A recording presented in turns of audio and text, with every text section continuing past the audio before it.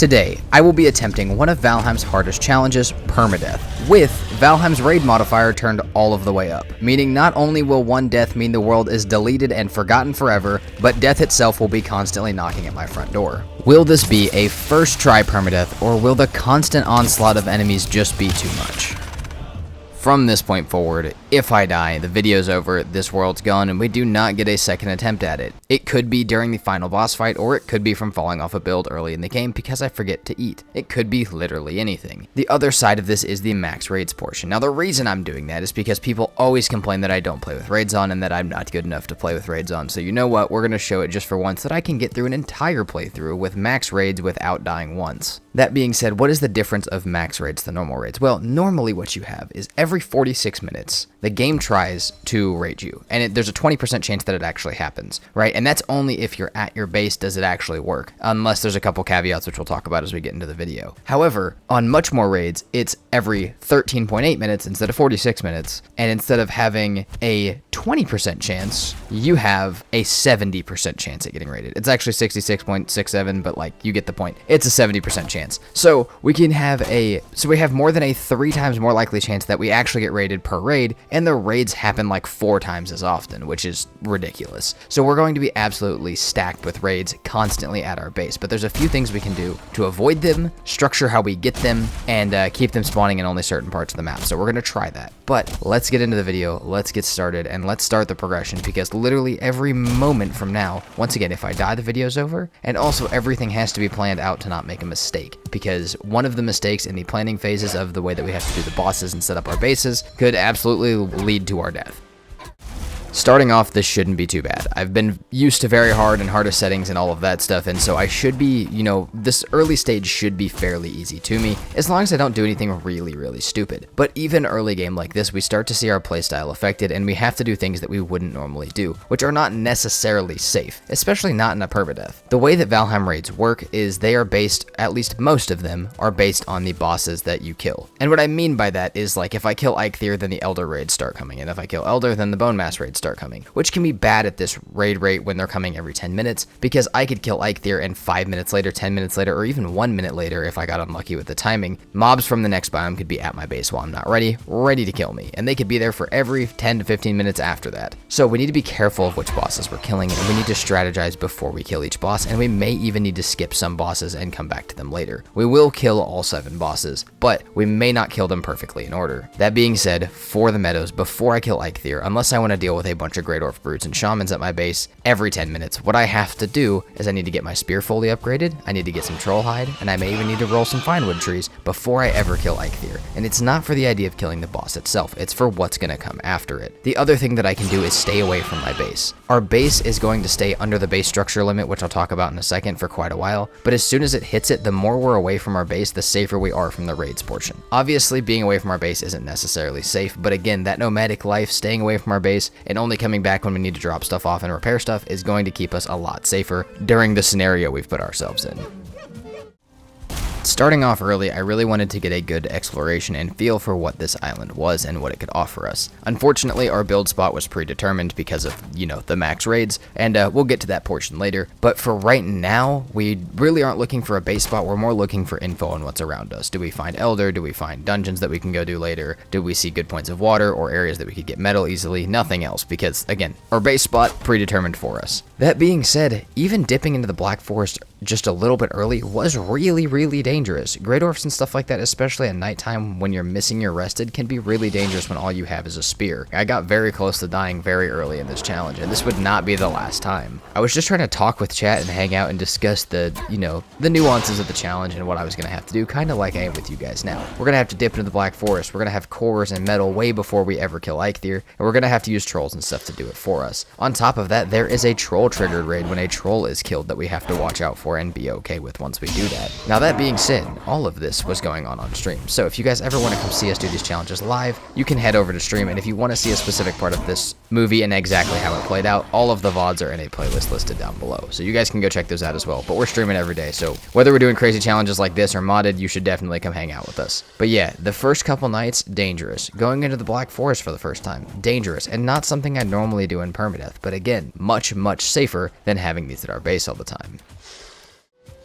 It was a little unfortunate that we were in max raids right now because I found some absolutely beautiful spots to build, but not ones that we'll be using today. However, I could see a lot from here. We have a mountain next to our base. We have an entire island that almost looks to just have a giant lake in the middle of it with mountains on a lot of sides of it, which is really good. And black forest around us, which means we can run to each spot. And again, I need to be running. I need to be staying away from base. I will say though, as I said at the beginning, normal was going to feel really easy compared to the very hard and other stuff that I've been used to. But that almost gave me an air of overconfidence, which is not good, and honestly more deadly than most of the creatures, because that would mean I would be not being as careful and being a little stupid. So you guys may see that a little more than I should have been. But I did want to go a little slow into the Black Forest. I needed it. I needed to go mess with the trolls, but also, as I said, there is a troll triggered raid that when you kill a troll in the world, now that is a possibility, which is the ground is shaking. That's like probably the most popular raid that happens at Valheim. It has the most clips, it has the most people getting their bases destroyed, and it is really, really dangerous for us, but it is also free troll hide if we are still before Eikthyr and need it. So where are we going to build our base at? Well, we're probably going to build our base at Elder, but for the meantime, we're going to build it right next to Altar with the hope of having a farm here one day. The way that base raids are calculated on if you are at your base or not, I keep saying, well, they only raid you when you're at your base most of the time. How does the game know if you're at your base? Well, it has a giant 40-meter circle around you, and it asks, are there 3 base structures within that? Now, that's not just regular structures. That is like workbenches, chests, campfires, forges, crafting stations. So, for right now, if I can spread my base out, or in a lot of other scenarios, if I can spread my base out or spread a farm out to where there's not 3 or more, then raids cannot happen there if it's one of the raids that needs you to be at your base, which again is most of them. If I have a farm and all I have is a workbench and a portal, that's only 2 of the 3, which means we cannot get raided there, and it is therefore safe. So that's something that we will also be taking into consideration. And if you guys see me in a biome trying to put down stuff in a very specific way or trying to not have multiple structures down, that is exactly why. We're trying to go at this as calculated as possible, and while we will forget it at some points and it will cause us problems at some points, the more we think about it, the better off we are.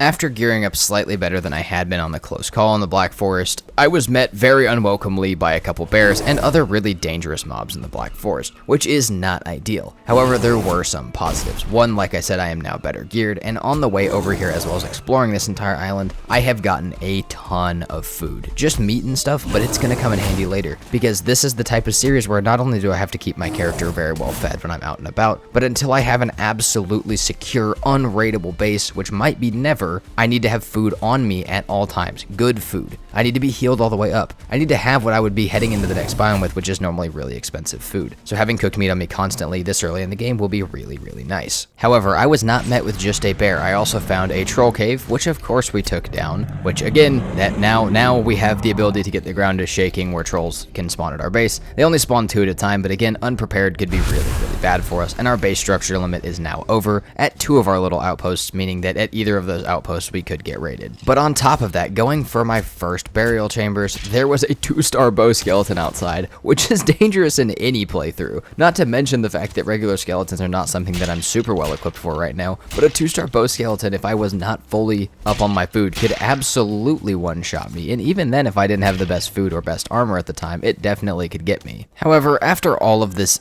preparation and Black Forest exploration and dealing with all of this stuff, I have some troll hide, and I could now parry a Grey Dwarf Brute, easily dodge a Shaman and kill it with staggering it with a level 3 spear, and packs of Grey Dwarfs are no longer a problem, as well as I was about to have my Finewood Bow. It was time to go ahead and kill Eikthyr. Now I don't have the Finewood Bow quite yet, so we'll still be in danger for a moment, but we have not gotten raided as we've been away from base, and if I keep doing that, it should keep us safe for just a little bit. On top of that, keeping a bunch of torches on me or around base should keep me a little bit safer from the regular Grey Dwarfs, allowing me to focus on the Shamans and Brutes, and there's a couple other things that we can do as well. But I'm ready to get into the Black Forest. I think I'm ready to take a raid if it comes to my base, and I think it's time for us to go ahead and kill Eikthyr.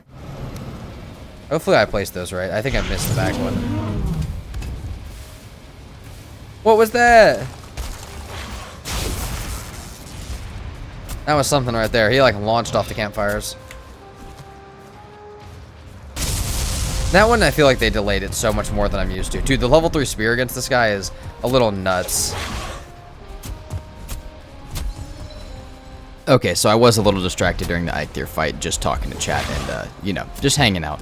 But it went pretty well. So now we lose the ability to get the raid from Eikthyr, which is just Nex and Boar, and now we get the ability to have the Grey Dwarf one, which is the Forest is Moving, a bunch of Grey Dwarf Brutes, Shamans, and regular Grey Dwarfs, and then on top of that, we've also previously unlocked the Trolls. So those are the 2 active raids that we now have to worry about, both of which are very dangerous if I'm not eating and stuff, but because I have so much food and pretty well upgraded weapons, and I'm going to be staying away from base for as much as I can, we still should be in pretty good shape. But we now have Eikthyr down, we now are able to get the buff that we need, we now have our pickaxe, and we can move on to the Black Forest. So we're going to start running through the Black Forest, we'll start getting the stuff set up for our basic weapons and all that, and we're going to try and stay away from base as much as, absolutely as much as possible.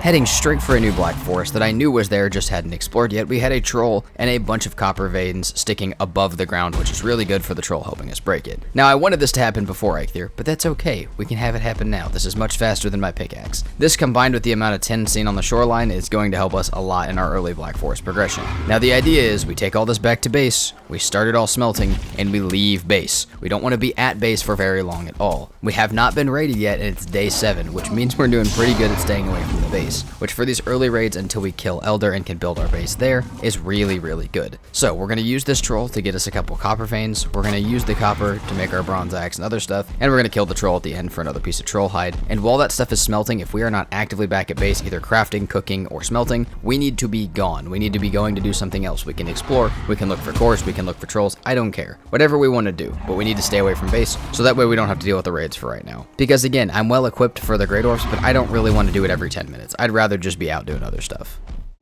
Now, I don't know if I've ever really had this problem before, but for some reason, this starter island, and a lot of this map, honestly, had ginormous, height differences in the rivers and stuff like that from the areas around it. Using a cart in this world would be almost impossible. The giant valleys and everything like that make it so hard to move around. Now, that's not really that big of a deal, but like I said, carts for all the copper that we're getting from these trolls, not at all possible in any way. So we're gonna have to either portal and run these back, or just take turns, go back and forth with the Eikthyr buff, just popping it as much as I possibly can, trying to be efficient with our weight and getting it back, and smelting it while we're gone running, so that way by the time we get done running all of it, it's all already almost smelted. And that also allows us to smelt stuff and stay away from base once again. But yeah, it's a very weird issue that I don't feel like I've had in that many playthroughs, especially for the entire map. Sure, sometimes there's hilly areas, but this was actually a bit insane. Now, I got to sit back at base and chill for just a second, get everything smelted, and take these runs back and forth, and everything was going really, really nice and really, really smooth. For some time. Oh, shit, here we go. It's coming! It's coming.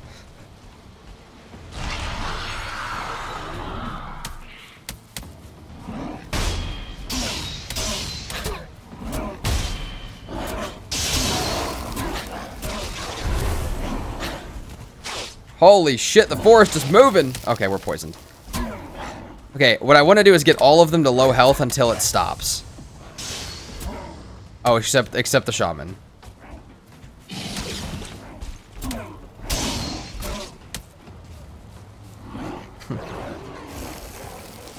Holy pack of Grey Dwarf, dude.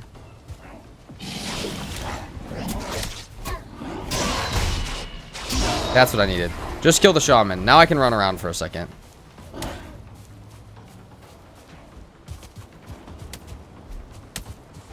Honestly, needed Grey Dwarf fights, though. We're fine.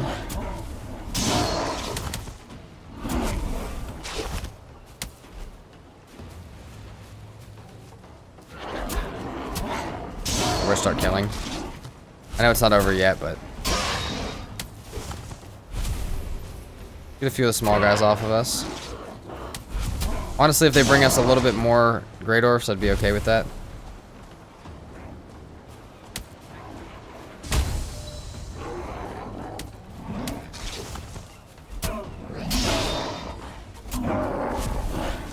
Brute's still a little scary, but... Yeah, see, it spawned another Brute. That's what I did not want, but... Free resources, though, for sure. And now, see, now I have way less small guys to try and stop me from killing the Brute, which is where that gets a little easier. Okay, we defended the raid pretty well. We got kind of close to death twice when we were pushing, into the pack with a spear, which I think was probably part of the, a bit of air of overconfidence. But hopefully that'll get put in check before the game checks us and kills us. But yeah, so far, pretty good. First raid, not bad. It brought us a bunch of free resources, which is the side of raids that I don't necessarily hate, especially when they're this common. I will end up, by the end of this episode, with way more troll hide than one person or even a large group of people would ever need in Valheim. And the amount of stuff that I can actually get from these raids is really good and useful, but I just don't know if I could ever reason with this outweighing the problem of having stuff to show up at my base in a regular playthrough. But let me know what you guys think. But it's back to smelting copper and tin for a while, and we have a lot of it now. We've ran a lot of it back, and unfortunately we just need to sit at base and wait. Now we should have about 10 minutes before the next one starts, so or before the next one could possibly start, but I'm okay with that one. As long as we play that one slightly more careful than I just did, we should be fine. Now, for those of you that don't know, the timer for the next raid starts when the current raid begins, not when it ends. So the reason I say 10 minutes is because it is 10 minutes. That raid lasts for a few minutes, especially if I dip in and out of the circle, and then by the time it's over, it's 10 minutes or less before the next one could possibly start. And there's even sometimes during the series where they're happening back to back to back because it's taking me that long to clear them, or because I'm not staying inside the circle for long enough. So that's another thing we really need to be careful of. But for a little bit, because I can deal with the raids that we're getting, we're going to sit back at base and process some of our stuff.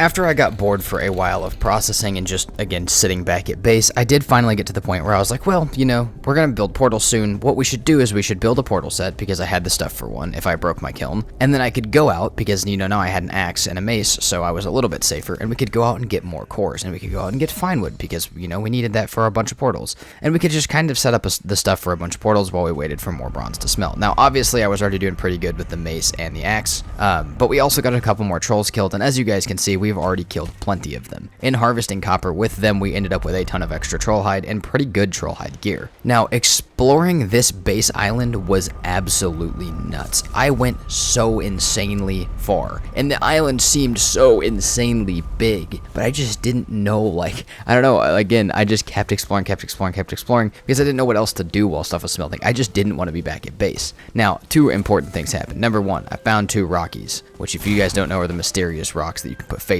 on. So we got 2 of those at base now that will hang out with us for as long as we live.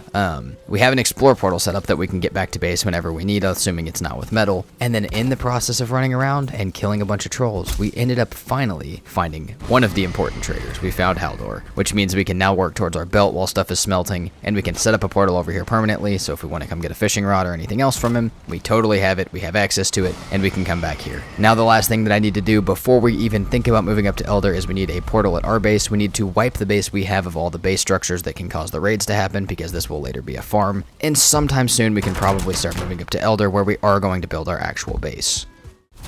While we were sitting back at base processing the stuff for a boat and getting ready to move everything over to the Elder with us, including all of our metal and stuff that we would have to take with us on the boat, we got raided plenty of times just sitting back there at base, but none of them too catastrophic, and once again, honestly, free resources, whether it was Troll Hide or Great Orphies, we needed both of them, so, that's okay. Especially as we have these portals, I will probably miss having these Great Orphs constantly show up at my base, unless, of course, I build next to a Great Orph nest. Possible plan. That being said, though, after a while back at base, getting everything smelted up from our journey and from everything that the trolls had broken and everything that we needed, everything, it was time to clear the base of base structures. So again, 3+ base structures is enough for a raid to spawn. So what we need is a workbench and we need a portal, and that will be our farm.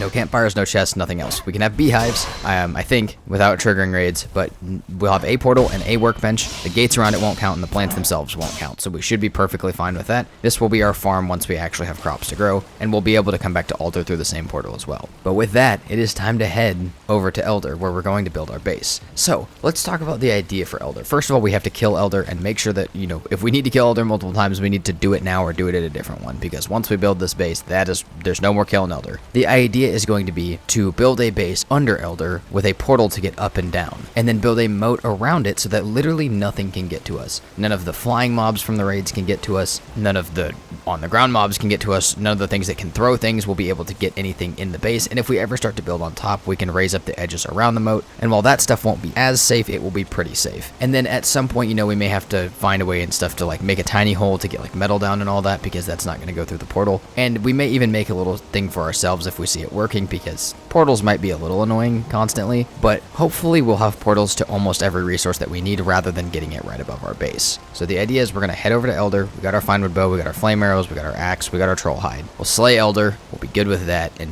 we will start building our base over there, which is going to be a sick base. I've built under Elder before. Using Elder as a base building spot is a really good idea, but this time it will be our ceiling. We'll dig it out fully so we don't have any problems with the smelters and kilns, and we should be able to have a really cool base under Elder if it's in a good spot. If this one's on the shore or pretty much on the water, we may have to go find a different one. Luckily for us, upon arriving to the Elder, not only were there tons of Grey Dwarf nests around, which, as I said, building next to might not be a bad idea. If we don't break them, we can constantly farm them, or we can make a farm that automatically kills them. And since we'll be in render of our base, that will be a really nice way to constantly have extra resources that we may possibly need. But this one was also high enough up and away from the water where I can dig all the way down without hitting water level and build a really nice base inside of it. However, that was the end of my stream for the day, so I had to come back the next day to kill it. Now, when I got on the next day, that was completely my plan. The idea was, I'm gonna hop on, I'm gonna kill Elder. But then I started thinking, I could actually build a little base under Elder if I wanted to. Now, again, I need to be careful of how many base structures I'm placing and what things I'm placing, because otherwise, we could very easily get ourselves in trouble with our raid and somewhere where we're not ready for it. Now, right now, that's not the biggest issue, but soon it could be really bad. Even just swamp stuff, if I have a raid happen while I'm not ready for it, that could be the end for me. But I did decide I could build a small little base under Elder. Nothing that was like actually permanent yet, just a bed and a workbench to repair my stuff, and I could go ahead and mine out the bottom of it. Now, what I was worried about with fighting Elder while my base was there was that, you know, the roots would spawn inside my base and break everything, but if I didn't have a base there yet, I could go ahead and mine it out, and then kill Elder, and then build the base. That way, I wasn't having to do the entire mining part when raids were active, when things could kill me. So, that's what we ended up doing. We dug out most of the entirety of Under Elder, which I will save you guys the boredom from, and then we also kind of waited for stream to spin up, some people to pop in so everybody could hang out for the boss fight, and we went for it. So, now it's time to do Elder with this giant hole under it, and a preparation for a really good base once we are finally ready. Do this for now.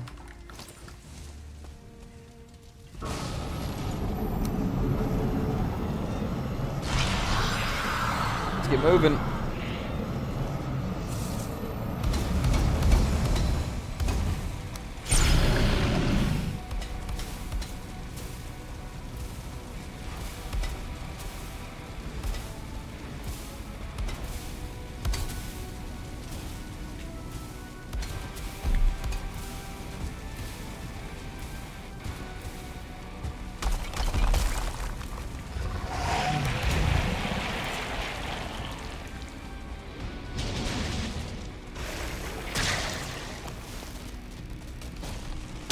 Well, that was a really crappy start on the fires. Normally we can get Elder to like half with that.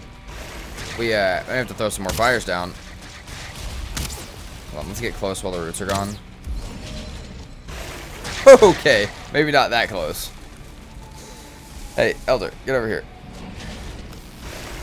I want Elder to walk over here. Also, please don't break my ancient seed nest that's back there.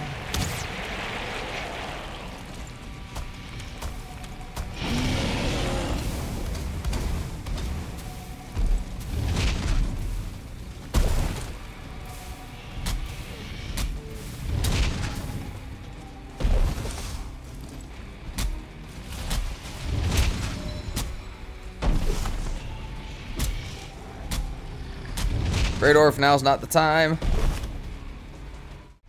Honestly, I feel like the spear might be doing more damage. I need to check. Hold on. Check that in a minute. Doing like 1920. It is doing more. Nice.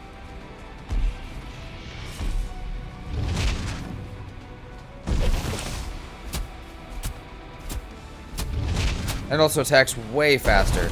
Is Spear the new move for this fight?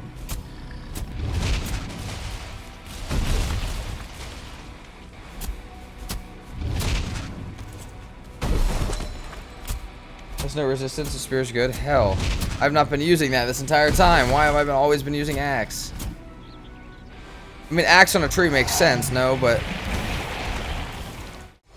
And with that, not only was Elder down, but I now had a new thing that I for some reason didn't know before, which is that the spear is better than the axe. I don't know why I thought the axe. I guess I thought that the Elder would be resistant to pierce, but now looking back at that, that doesn't make any sense because everybody uses bow for it. Anyways though, yes, spear will be what I'm using from now on, as it attacks much faster and does more damage than the axe, even as a flint spear, which is a lot cheaper as well. Now this would have been a beautiful victorious moment to start building the base if I didn't instantly go down and then crash inside of my base, deleting all of the progress that I had just done. Now, not all of it, but we did lose the Elder fight. We had to redo it. We got a lot closer to death the second time redoing it, which I don't know how I would have felt if I died to that, you know, with a game crash. But if I died to Elder, I just deserve to lose the world. But yes, we do have a beautiful base dug under it. We did get back on right afterwards and re-kill it. And like I said, I don't know. We have a beautiful base under it now. And with Elder killed once and then a second time, we will now, one, have to worry about swamp raids, and two, we'll have to get this base completely closed in. We'll have to get a forge over here, which I accidentally left at the other base. We have to get all of our metal off of our boat. We have to bring that over. We have to get smelters set up, portals set up, and I have to figure out, am I going to be able to fit everything in this base? Or is a hearth and the smelters and stuff going to be too much smoke for down there? Are the smelters just going to put themselves out like they have in the past when I've built like this because the top of them is too close to the roof? I have no idea. I don't know any of these engineering problems, but we're going to get into them as each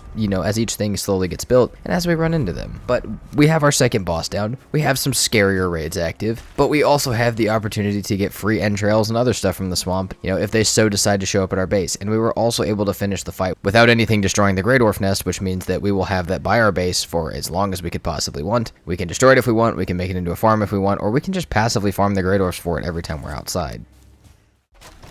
Starting to feel very, very safe over here. Alright, let's get the Rockies out.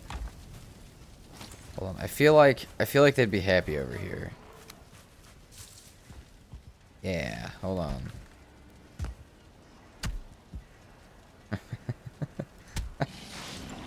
That's a great spot for them.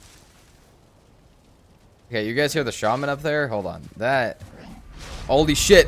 We're safe! A foul smell from the swamp. We're hiding down here.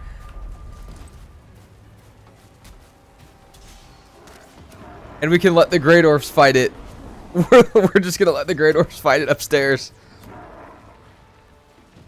Oh my god.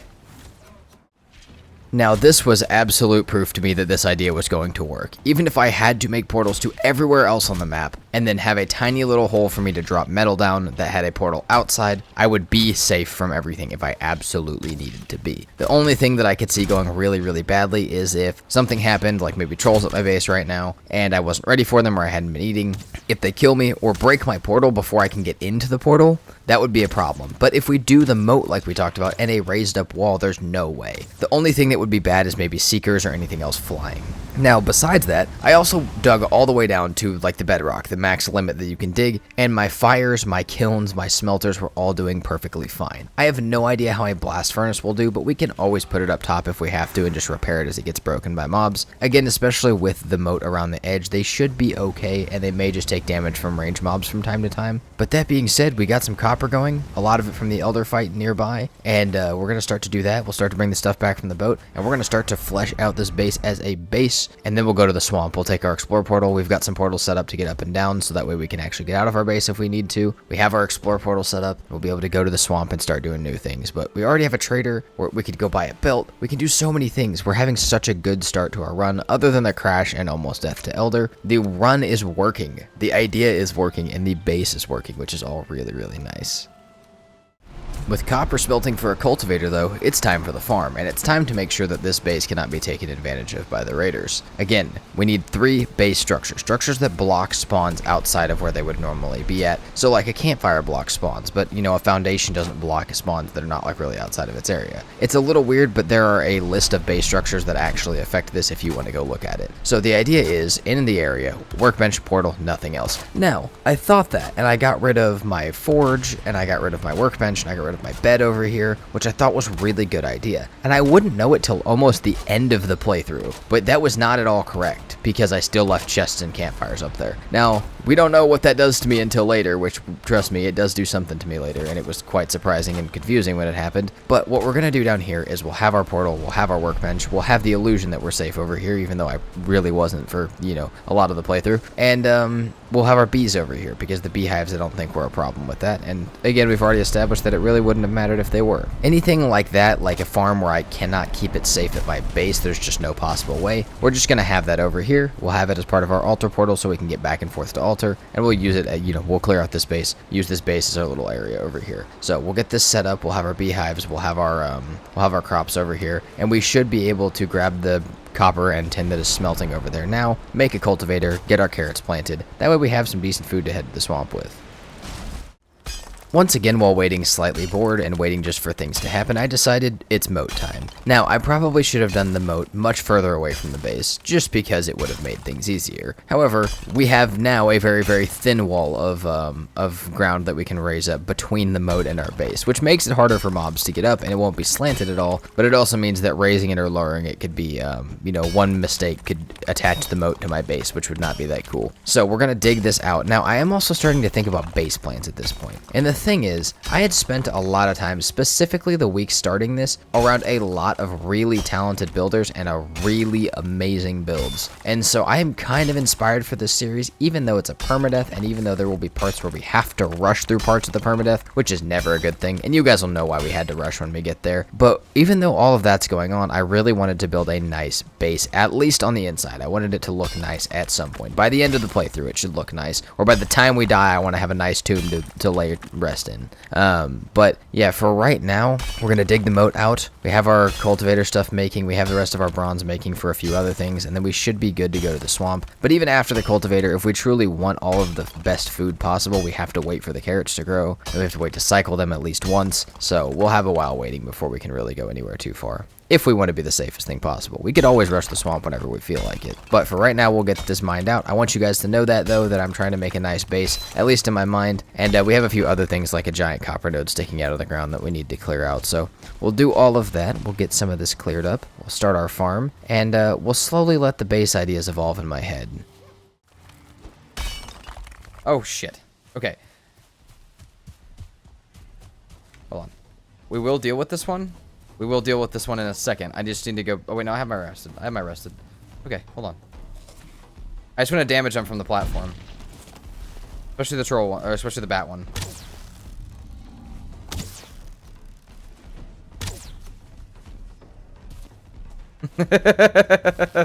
the pit is... Dude, their pathing is so broken. This is going to be so bad.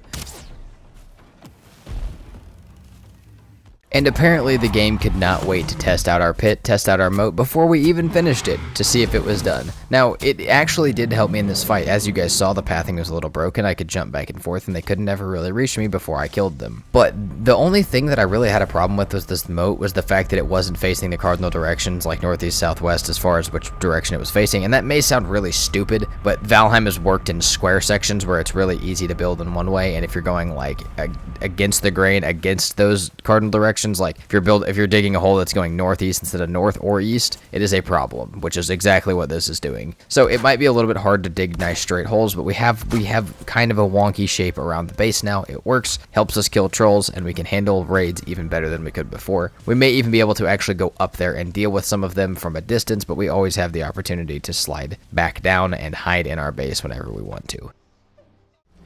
Now, I was able to go on a little exploration and find a little swamp near our base, but there was really nothing of use there. So I just came back. We needed some tin. We needed to do some other stuff. We kind of explored our area, but really, if I wanted a decent swamp, we were going to have to build, you know, get on our boat, not build a new boat, get on our boat and send it on over to a new swamp and find one and set up a portal set and all of that good stuff. So we're going to smelt up everything that we currently have, but while we wait, we went ahead and started on the base. I want to start it with a nice floor. We're going to come up with a smelting area. Obviously, a lot of it will be done after we actually have a stone cutter, but a lot of it's going to be wood, so we can start on it now. It's not going to look pretty, like I said. The idea is by the time I die or by the time the playthrough is over to have a nice base, so that's what we're going to try and do. But we're going to go ahead and start it now. Start it with a cool little floor, start with a little bit of storage, and you know, we'll just slowly add to this base as we get new pieces and stuff.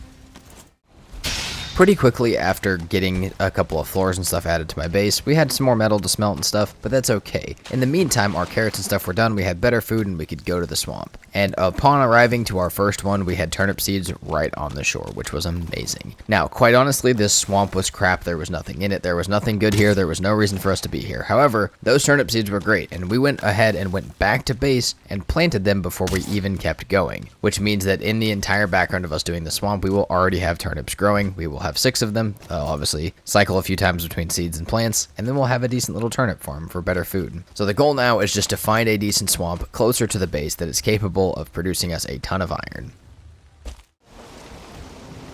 Oh fuck yeah, Hilder, what are we doing here? Hold on, let's go see her. Let's go see Hilder. Because we're probably got Bogwitch nearby actually. Hold on, I bet because Hilder's here, I bet Bogwitch is back here. Hold on, we're gonna go that way.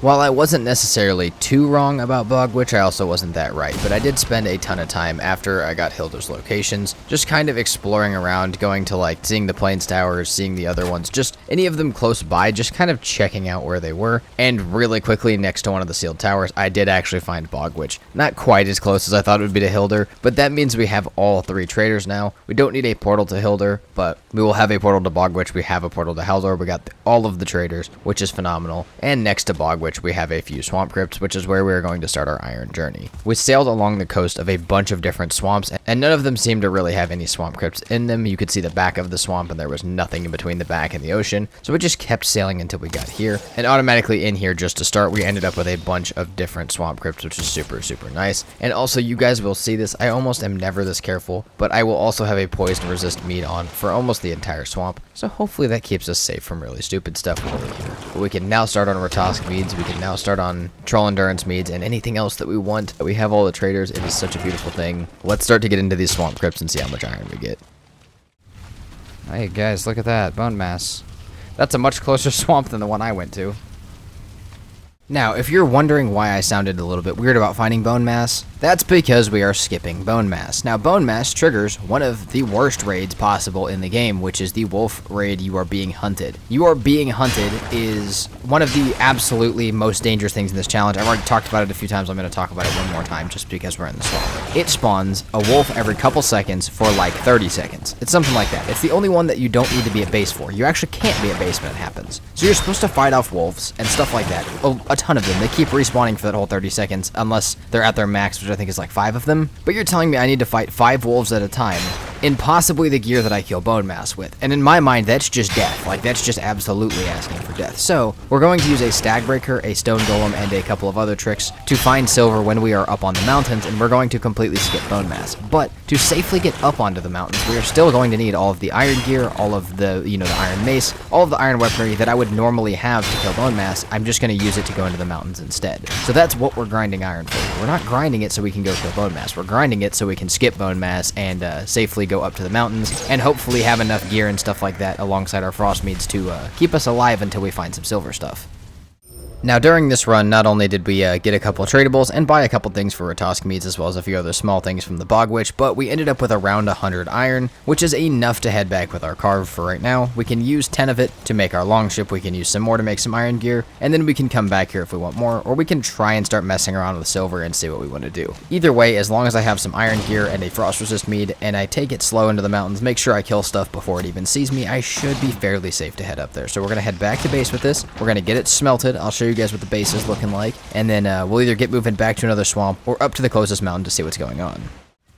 Back at base, I started smelting everything, but I really just did not like the look of the base right now. It was, it was okay, but I had some ideas about how I could make the smelters look better. I went and bought some barrel hoops from Haldor, and like I said earlier, I had been around a lot of really good, really skilled builders at this time that have spent a lot of time learning things in Valheim and showing me some of the, build tips and ideas that they have. And so I wanted to try and, incorporate some of those into this build and make our base under here look nice. It was going to be small, and building compact is not my thing anyways. If you guys have seen the modded series, or almost any other series that I've done, you know that building compact is not my thing. However, I think we can do it, and I think we can make it look nice, so we're going to try. I don't know how it's going to work out, but we're going to try and fit every single thing, other than a couple really large things like the windmill and blast furnace, under this base with us. Besides that, we got the little, floor crisscross pattern. We got some other things we're going to do. We have some other areas to build, and a lot of it it will be more possible now that I have iron smelted up and I can, have this stone cutter back at base. But after getting it set up, this is what it started to look like. Now, it's still going to have a couple, like, small adjustments made to it, but it's functional and it looks better, and it's better than what I would normally build. So, you guys let me know if you think my build skills are getting better from hanging around said people. I think they definitely are. Nowhere near their skill level, but we're getting there. And, yeah, so we'll get more of the base built up. I want to get a hearth and stuff put up, maybe a cooking area, and then, we can do all that while the iron's smelting, and we can worry about other stuff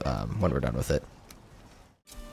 After building up the smelting area, I just kind of kept it going. There was a few things I had to wait for. I had meads in, I already had the poison ones obviously, but the Ratosk and the healing ones were going. Throughout the time that I was building this base, we had stuff farming and we were waiting on turnips. So while we were waiting on the turnips, why not go ahead? We could keep expanding on the smelting area, start to close some stuff in. We named our rocks Spud and Slab, which people at least know why the Slab one exists if you're from stream. And then we made a little closet area for almost like a pantry, like a little storage area. And it may not hold all of our storage for our food, but the food area is starting to look nice. The base is starting to look nice. It's starting to feel like a little bit like a home. Now, how long will it take me to turn it into a home, or will I ever get it turned into one before I die? I don't know, but I'm trying as hard as I possibly can.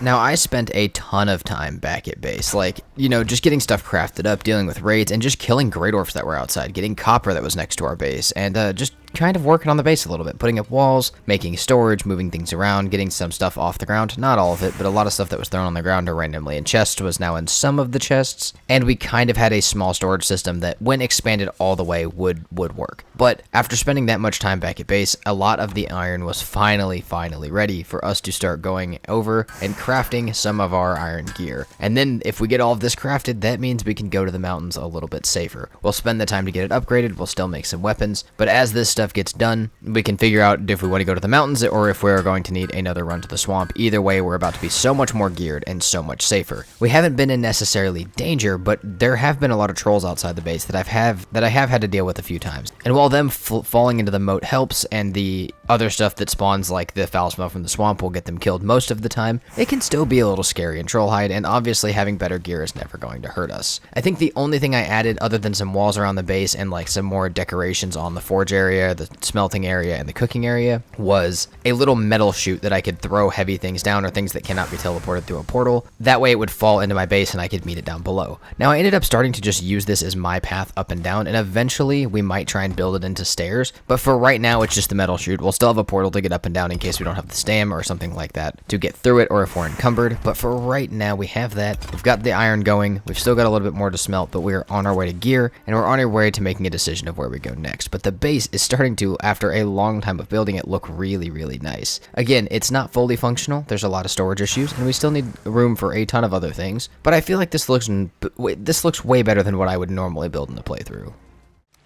With full iron gear and iron mace and a new boat, we were ready to head out, but not to the mountains quite yet. We did get a lot of iron on our first run, and it was a really good first run. However, not nearly enough for a fully upgraded set, or a fully upgraded weapon, or even an iron pick, so even if we were to go find silver right now, it really wouldn't matter. So we're going to leave a portal here at the Bog Witch, and then we're going to head over to a new swamp to see what we can find, or at least sail along the edge of this one and see if we find anything better. Either way, if we find some here or at a different swamp, we should be able to carry back a bunch more now than we were able to before with our new boat, and it should be a little bit quicker and safer. Maybe we can take on some serpents, maybe we can do stuff like that. You guys get the purpose of the big boat. But for right now, that is nice, that's where we're at, and it really wouldn't matter if we went to the mountains right now. We don't even have our iron pick, and because it's permadeath, we'll take it slow. We also need iron for so many of the crafting stations. We need it for the food prep table, and as we get, past mountains, we'll need it for the blast furnace, the spinning wheel, the windmills, and a couple of other things. And even further than that, we'll need even more iron. So I'm sure that even if we were to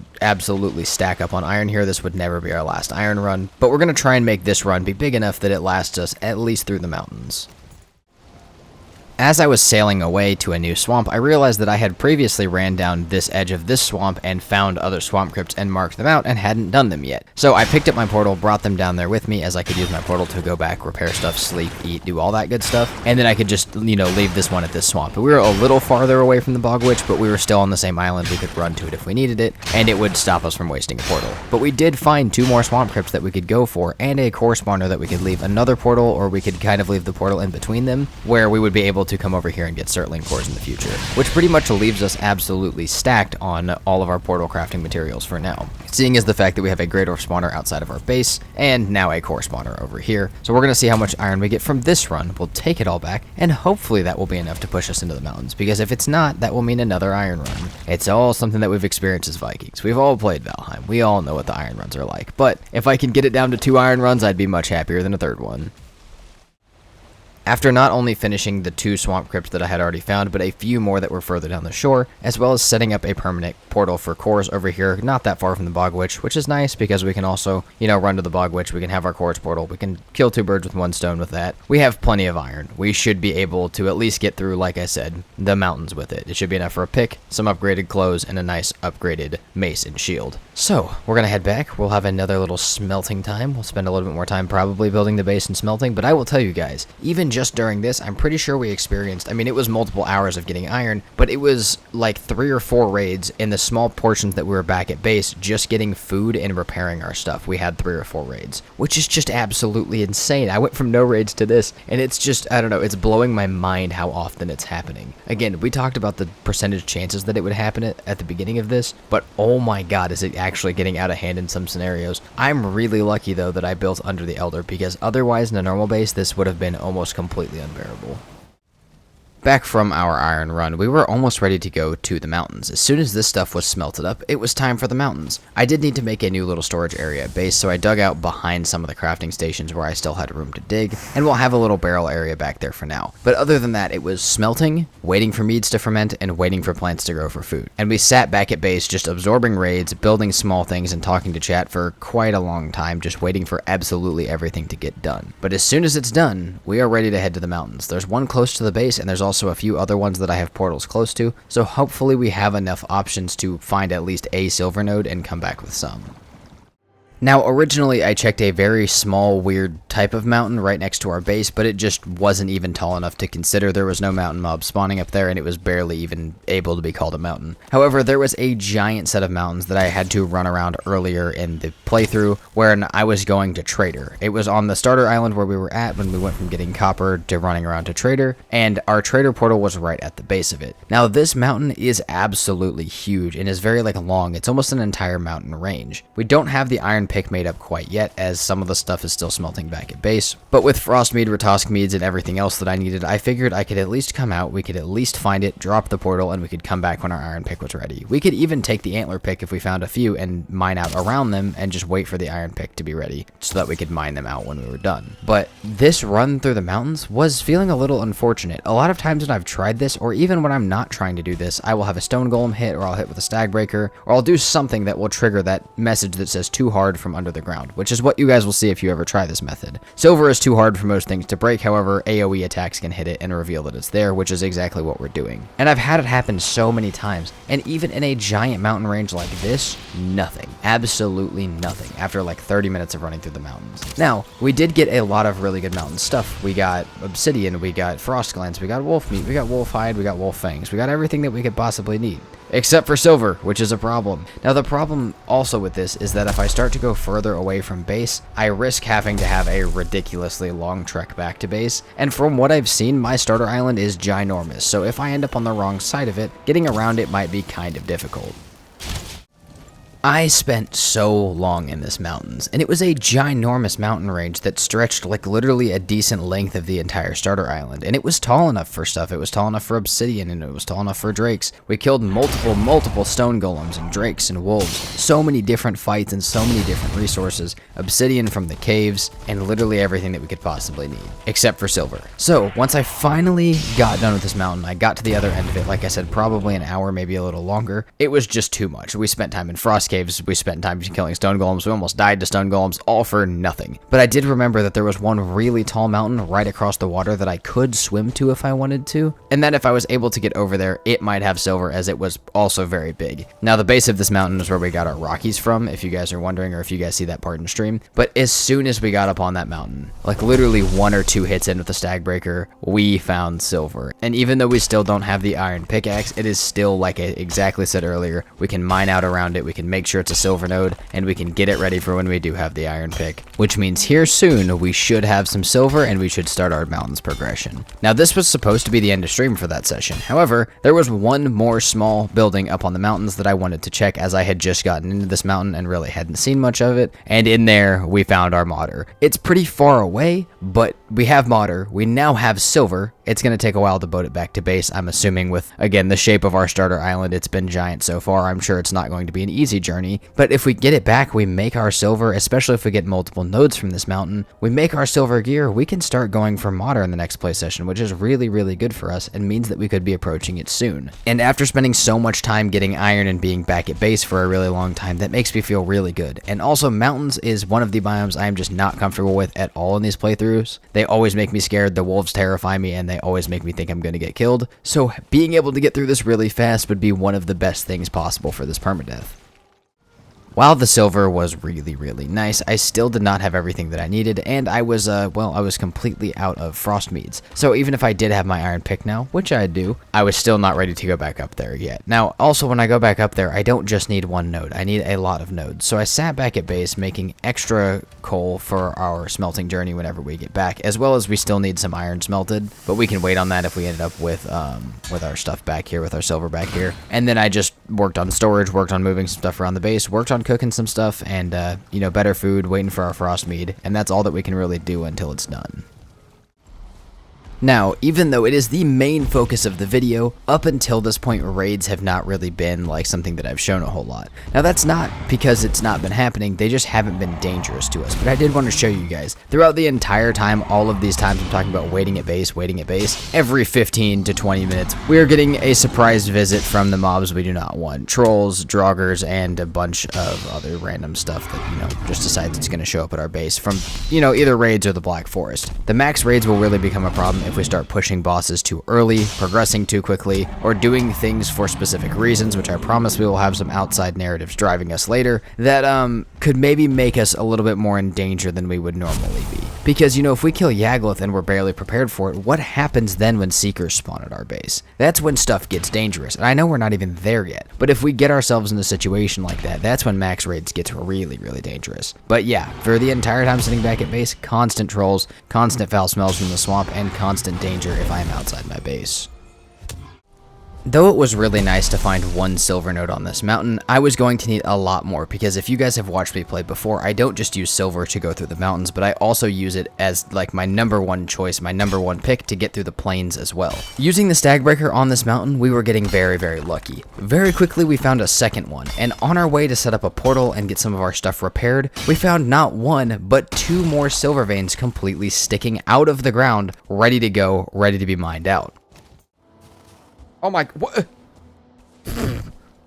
Okay, nice. I'll take that too, I guess.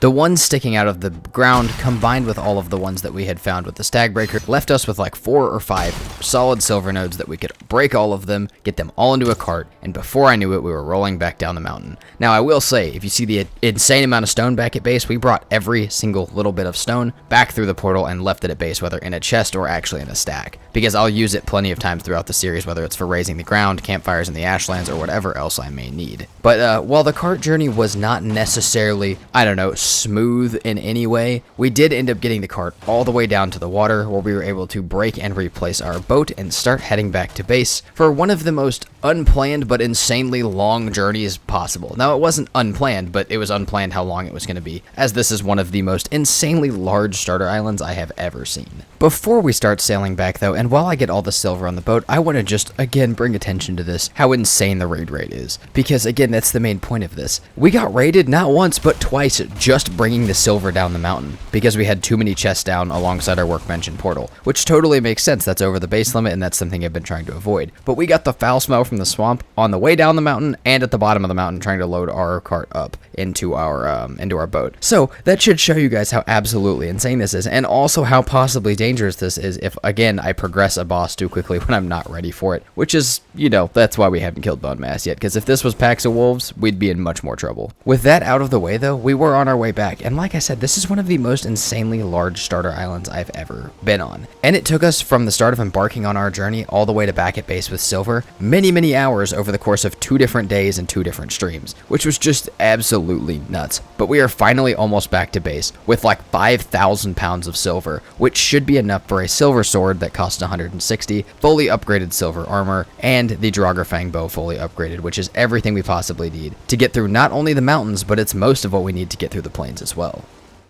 Once we were back at base though, the raid still didn't stop. On the way back up with this silver, we got raided again, which I get is the point. I just want to stress it. I just want you guys to know how much this has been happening. But with all of the silver back down to our base after this raid was cleared, we are now going to start another smelting journey. We may go out into the mountains a little bit to get wolf pelt, to get wolf fangs, to get anything else that we need for the gear, but otherwise it's going to be a decent amount of time back at base. We also may need to come up with some sort of iron solution for our silver sword, because I don't think we have enough for our silver sword, and I kind of forgot that we needed iron for it. Otherwise we probably would have stopped at one of the many swamps we passed on the way back, but we're going to worry about smelting this first. So let's get a little smelting run in. We got a couple kilns set up on top of the base for part of this as well. If you're wondering how we kept stuff balanced and how we end up with extra coal, we did the same thing for iron, but you know, just in case you're wondering. And we'll do a few other small things around the base while we wait for silver to smelt, but we did spend a ton of time just absolutely waiting, because why would I run around in the mountains with iron gear when I can have silver gear?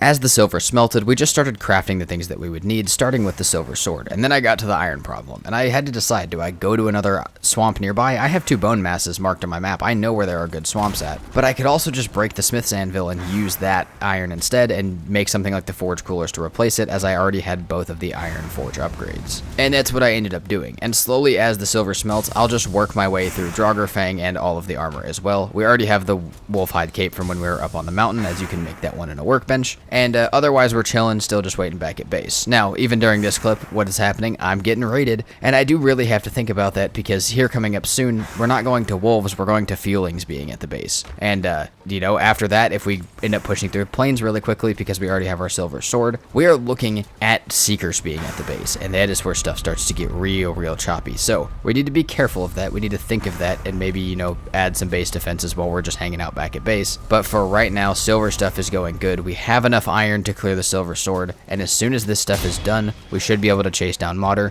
get her killed, and start moving on to the plains, where I already have a piece of area for a farm marked out on the map. And after like 2+ hours of smelting, everything was made, everything was ready, and in that time we had gotten some meads made up, you know, made a couple small improvements to base, and thought about a lot of, you know, what we would have to do in the future and what parts were coming up. So a lot of our planning is done. We got some random stuff like the incinerator because we were bored and we wanted to burn some trophies, and we are now headed down to Modder. Now we don't have any eggs on us or anything like that, so hopefully there's some down there, but we are headed down there, fully upgraded gear, fully upgraded sword, pretty much everything but the silver shield, which I don't know why I didn't make. Somebody just pointed it out to me in chat after I was already past the point of making it, and so, you know, we just end up not having that. But I am also kind of hopeful that we can mark out on the way down here, because, you know, Modder's kind of far, that we can find a plains, or maybe even an opportunity to find Yagluth or the Yagluth stone. We may even find mistlands or other stuff that we can mark out on the map, which will help speed us up a little bit. And while I'm not necessarily on a speed run here, I am curious how much time I can cut off my original permadeath, and I am also later in the video going to possibly have a few bets with people in chat on how long it takes me to do certain things, as well as pushing for deadlines that, while I had no reason to make them, it made the fight a little bit more interesting in some cases. But let's get down to Modder, we'll worry about that stuff when we get to it, and let's look for some eggs, let's set Modder up, and let's get pushing into the plains, because as of right now, if we are looking at the day counter, we're only on day 80, and if you guys remember correctly, it took us almost 250 days to get through the previous permadeath, which means that we would be setting ourselves up for great success here. We'll have to mark this. We'll have to go put our portal down and come back for it. We just need to find 3. Again, we're super close to Modder now. On the way down to this beautiful mountain, not only did we find a decent amount of plains, but surrounding almost the entire mountain on the bottom was mistlands, some of which I marked out as mysterious or suspicious rocks, because you guys know me and my delirious ability to find rock formations from a distance and identify them as infested mines at least 5% of the time correctly. So I marked some areas of the mistlands that looked like good areas to explore when we got to it, and as you guys saw, we also got some dragon eggs. Unfortunately, there is only 2 on this mountain. So I'm left with the option. Do I wait the 8 to 16 hours? I don't exactly remember how long it is, but it's a long time for them to respawn after I pick them up, which does not bode well for our time. Or do we do the thing that also doesn't bode well for our time, but is slightly better, which is sail around for another mountain, try and find an egg, and sail back. Now, I was kind of mad because the original mountain that I had left was very, very far away, but I knew it had eggs on it, and I literally dropped my boat off there to start this journey. So I should have just brought some with me, but I just didn't think of it. So we headed back north looking for another mountain that we could just stop at real quick, grab an egg, and come right back down. And unfortunately, the way that the continents were made, the way that like the paths we had to follow were, we ended up all the way back where we started to grab an egg and spend another amount of time sailing all the way back down. This was such a depressing part of stream. So many people had showed up right at the edge of Mater just to be like, oh, okay, we're starting Mater, let's go. And I'm like, yeah, we just need one more egg. And then we spend an hour sailing. But we did make it back. Now we have Mistlands markers, Plains markers, a ton of the map explored down to this point, and 3 dragon eggs. So after our insanely anticlimactic journey, it was finally time to fight Mater.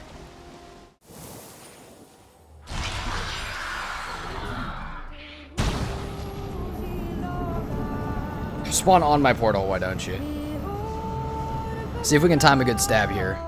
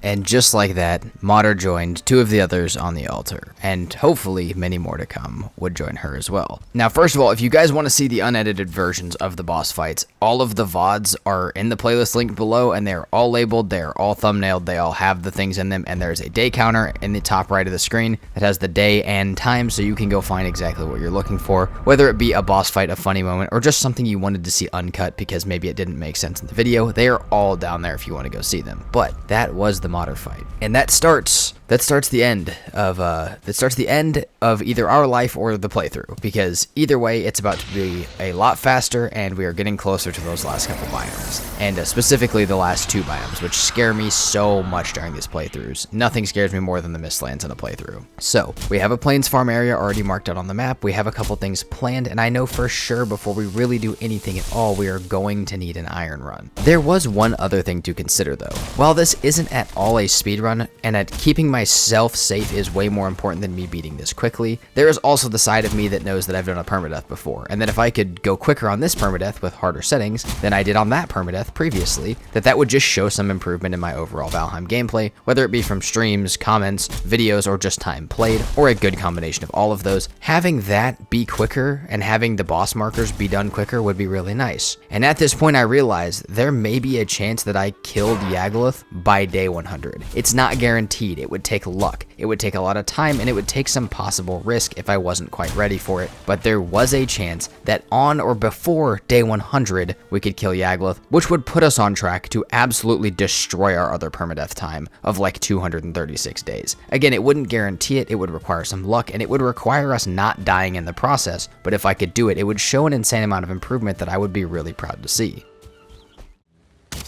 While I will need quite a bit more iron, I do actually still want to just go to the plains first, get some crops, and then get them going at the farm, so that way while I'm gone and while I come back, you know, to sleep or to repair my stuff, I can replant things or let things grow in the meantime. So the plan is to go over to a plains, and I already have a plains with a couple villages, a couple tar pits, and a sealed tower right next to our chorus portal that is in the swamp near the bog witch. So I'm going to head over here. We're going to see if we can grab some crops. We can even grab some black metal, and if we do, we might as well sail it back, in which case we can stop at the plains farm on the way back. We can get a portal set up there, we can get our plants planted, and we can make sure that there's not too many base structures, or else that place will get raided. But if we get all of that set up correctly, we'll have a plains farm, and we can go get all of the stuff to process the black metal and the plains farm stuff while all of that stuff is already going. So we may have some useless black metal for a little bit, but our crops will be growing, and we'll be making progress either way. And also, this is a really nice plains. I want to get it explored, because who knows, Yagluth could be lurking around any of these corners, or at least a stone to tell us where he's at.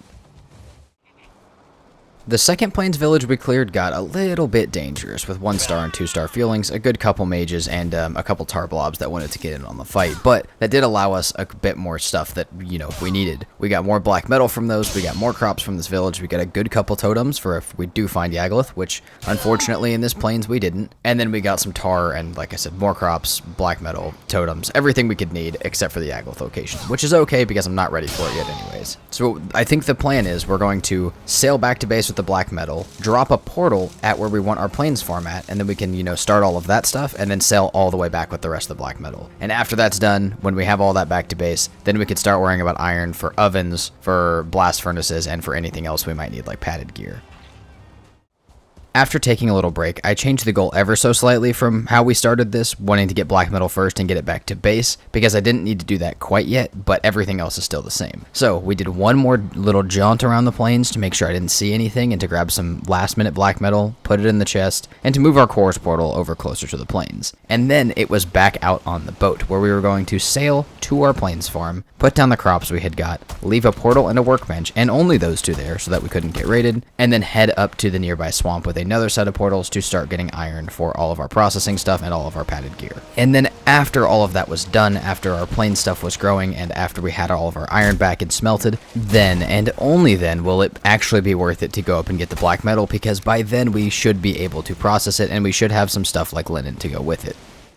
Because I had already exhausted most of the swamps that I had been to or had portals near, I decided to head to a new one. We have 2 different bone mass markers on the map at this point, so I picked the one to the north and headed to it. One, to check out the area, because we will still have to do bone mass at some point, even though we aren't doing it right now. And, you know, another reason is just because I figured there would be swamp crypts around. And there were plenty. This should be the perfect foundation to get all of the iron we need for not only this, but if we can stack up enough iron for Crom and Carpus gear as well, and more things that we will need into the future, like nails for maybe we need extra boats, stuff for comfort area, anything like that, and all that we could possibly want, we can get all of it right now, or at least most of it right now, and mark the rest of the swamp crypts to come back later, because there were a lot of them at this swamp.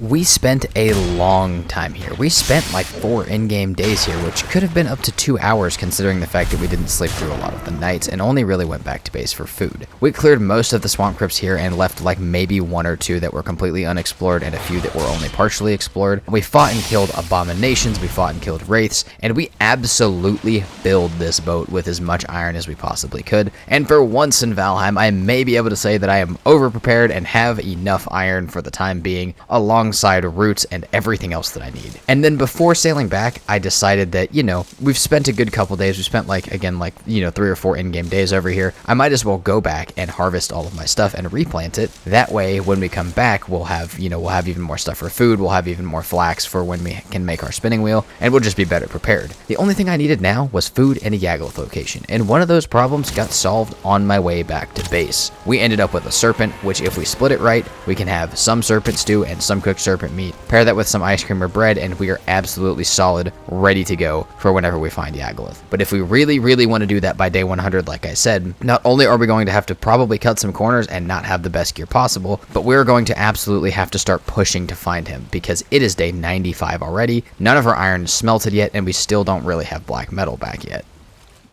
Now, luckily from when I was doing the silver and when I had like 3 or 4 kilns up, I had a ton of extra coal already split out to be like in the sections that I would need them, so I could quick grab some iron and some coal, smelt it all up real quick, and then just keep moving. So while this smelts up, we're going to try and come back as often as we can to keep putting stuff in the smelters. We need to go grab all of our black metal and bring it back, because by the time these first couple are done, we will have a blast furnace, and again, if we want to kill Yagloth by day 100, which is an arbitrary goal but one that I still want to meet, we need to start moving now. So let's get this iron in, let's get a couple other things squared away before we go back up there, and let's go grab our black metal and come back with it before this iron is all done. Now, I don't have all that much black metal, but I definitely have enough for like some pots and pans and some basic gear for right now if I want to build an axe or something. But really, none of that really matters until we're at the Yagloth fight, or until we're done with the Yagloth fight. I truthfully probably don't even need black metal for the Yagloth fight, but what else am I to do while I'm waiting for my iron to smelt? So we started sailing down, we passed the plains farm on the way down, which gave us an opportunity to portal back to base, start more iron smelting and put some stuff away, and then continue our way down, and we made it back with our black metal. So now we need to turn some of the iron into nails, get that into windmills and spinning wheels, and just absolutely sit back here at base and crank out as many possible things as we can. And the other thing that's likely to happen is we've been sitting away from the base for quite a while for all of this plains exploration, swamp exploration, sailing, and plains farming, and we have really gotten used to not having some raids. So we need to kind of get used to it again, because not only are we about to have a ton of raids, but we also have the possibility for fueling raids now as well, and here very, very soon we will have the possibility for seeker raids if we successfully beat Yagloth by day 100, or, ever at all. But it'll only be soon if we beat Yagloth soon. However, I do really have to get used to being back at base and dealing with constant raids all of the time. One of the biggest base improvements that I've done a little bit, or just when I've been running around base, but something that really, really needs to happen, is I need to take all of that stone we have from the silver veins, or at least a decent amount of it, and raise up our wall around base a lot more. At this point, you could probably tell, especially if you were watching stream, that I was starting to get a little bit reckless purely because of that day 100 goal. Again, completely arbitrary, but how cool would it be if I could have Yagloth dead by day 100 and start pushing that much time off my previous permadeath, as well as just general improvement of the game. And it would, killing Yagloth now is a success. That's a huge success. I was doing things like going out into the plains in the absolute middle of the night to get fine wood, which just puts us at danger for so many more feelings and such high star ones in big packs that could really get us killed. However, the idea was to get another explore portal set up so that I could go to some of the bigger plains I had seen and see maybe I could find a stone. And the other thought process was I was now out of plants in at least the flax department for stuff that was not already planted. So if I could find villages and stuff, I could grab flax, grab barley, and just start processing those rather than wait for my farm to do it. But at this point, the windmills were going, the spinning wheels were going, all of the smelters were going, the kilns were going. We just had to wait, and that was really hard for me to do. When we left for the new plains that I wanted to go to, it was day 98. If we wanted to find Yagloth, it literally had to be right now. Now, because we had spent so much time farming our plains farm and stuff like that, we already did have some padded iron armor, but it was not fully upgraded and not even close, and we were going to have to find a lot of flax if we wanted it anywhere near close anytime soon. So we dropped a boat at Mater, we headed right across the water as close as I could to the nearest plains, as I had seen a really big plains when I was sailing back to get a third dragon egg earlier, and that's where we stopped to do a bunch more fueling villages and just try and get as many crops as possible, as well as stack up black metal in case I did need it at some point. It would be a far sail back, but if we had 70 to 100 of it, there would be no reason not to.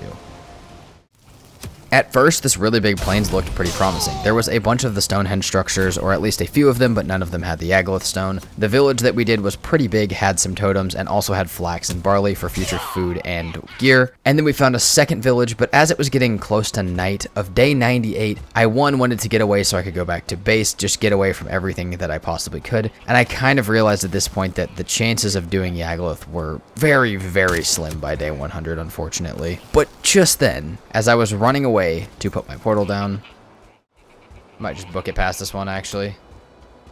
There's not going to be a totem. There's going to be some flax, but I don't care. Let's just keep going. Holy shit, let's go. That's right, on the night of day 98, as night was falling, I found the Yagaloth spawner, which means that if I'm willing to do it fairly unprepared, which is a very dangerous idea in a permadeath run, that I could do it by my goal. Chat was going a little crazy at this point with W's because they knew how bad I wanted to get it by day 100, and I was so hype, but I can't let that overconfidence and hype get to my head. The idea is still that, you know, I have to keep myself safe above everything. And while we do have things like fire resistance, one, I have to remember to drink them, which you guys may know that I have a problem with from past series, and also we don't have fully upgraded padded by any means. We have a good upgraded sword, we still only have an iron buckler, no silver shield, we don't really have any arrows prepared for the ranged part of the Yagaloth fight, and overall we're just not as prepared as you probably should be for a permadeath run at Yagaloth. Back at base that night, I spammed as much flax as I could into all of our spinning wheels and got, again, everything just going full speed. We had everything going as much as I possibly could. And I realized at this point, this is when me actually playing realized that there was absolutely no way, no matter if the stuff grew early, if I had everything in the spinning wheels, there was no way it was all going to be done for full padded gear by when I needed it. However, I was able to get everything upgraded to level 2. My sword, again, is at level 4, and a piece of padded upgraded to level 3, which really isn't that bad. On top of that, we have healing Ratosk and fire resistance meads. The only thing I was still missing at this point was one of the last totems, which is a problem. However, there was a village and one of those small little fueling shacks right next to Yagaloth. And in our fueling shack, I found my last totem, which means if I really wanted to do it by day 100, I can do it. I can do it. We have stam food, we have the serpent stew, we have the serpent meat, we got some ice cream, we got our health foods, we got our healing meads, we got some movement speed, we got some fire resistance, and we have a little bit more time to see how much flax we can get processed up to see if we can get another piece before we pop into Yagaloth. But truthfully, if I'm willing to do it underprepared at this point in time, and if I think I can stay locked in like I was right now, there is a chance that not only do I summon Yagaloth by day 100, but that I kill Yagaloth by the end of day 100, which puts me on track for an insanely quick permadeath, a very successful permadeath, and just makes me feel really good. Now, does that inflate my overconfidence a little bit, which is very dangerous? Yes, just a little bit, but also it would be really cool to have it happen. As soon as I woke up on day 100, even though I was underprepared, I had everything already in the hotbar slots ready to go. Let's go attempt Yagaloth in permadeath, which is the boss that is responsible for killing me in the most of these challenges so far, which is why I'm so nervous about doing this underprepared.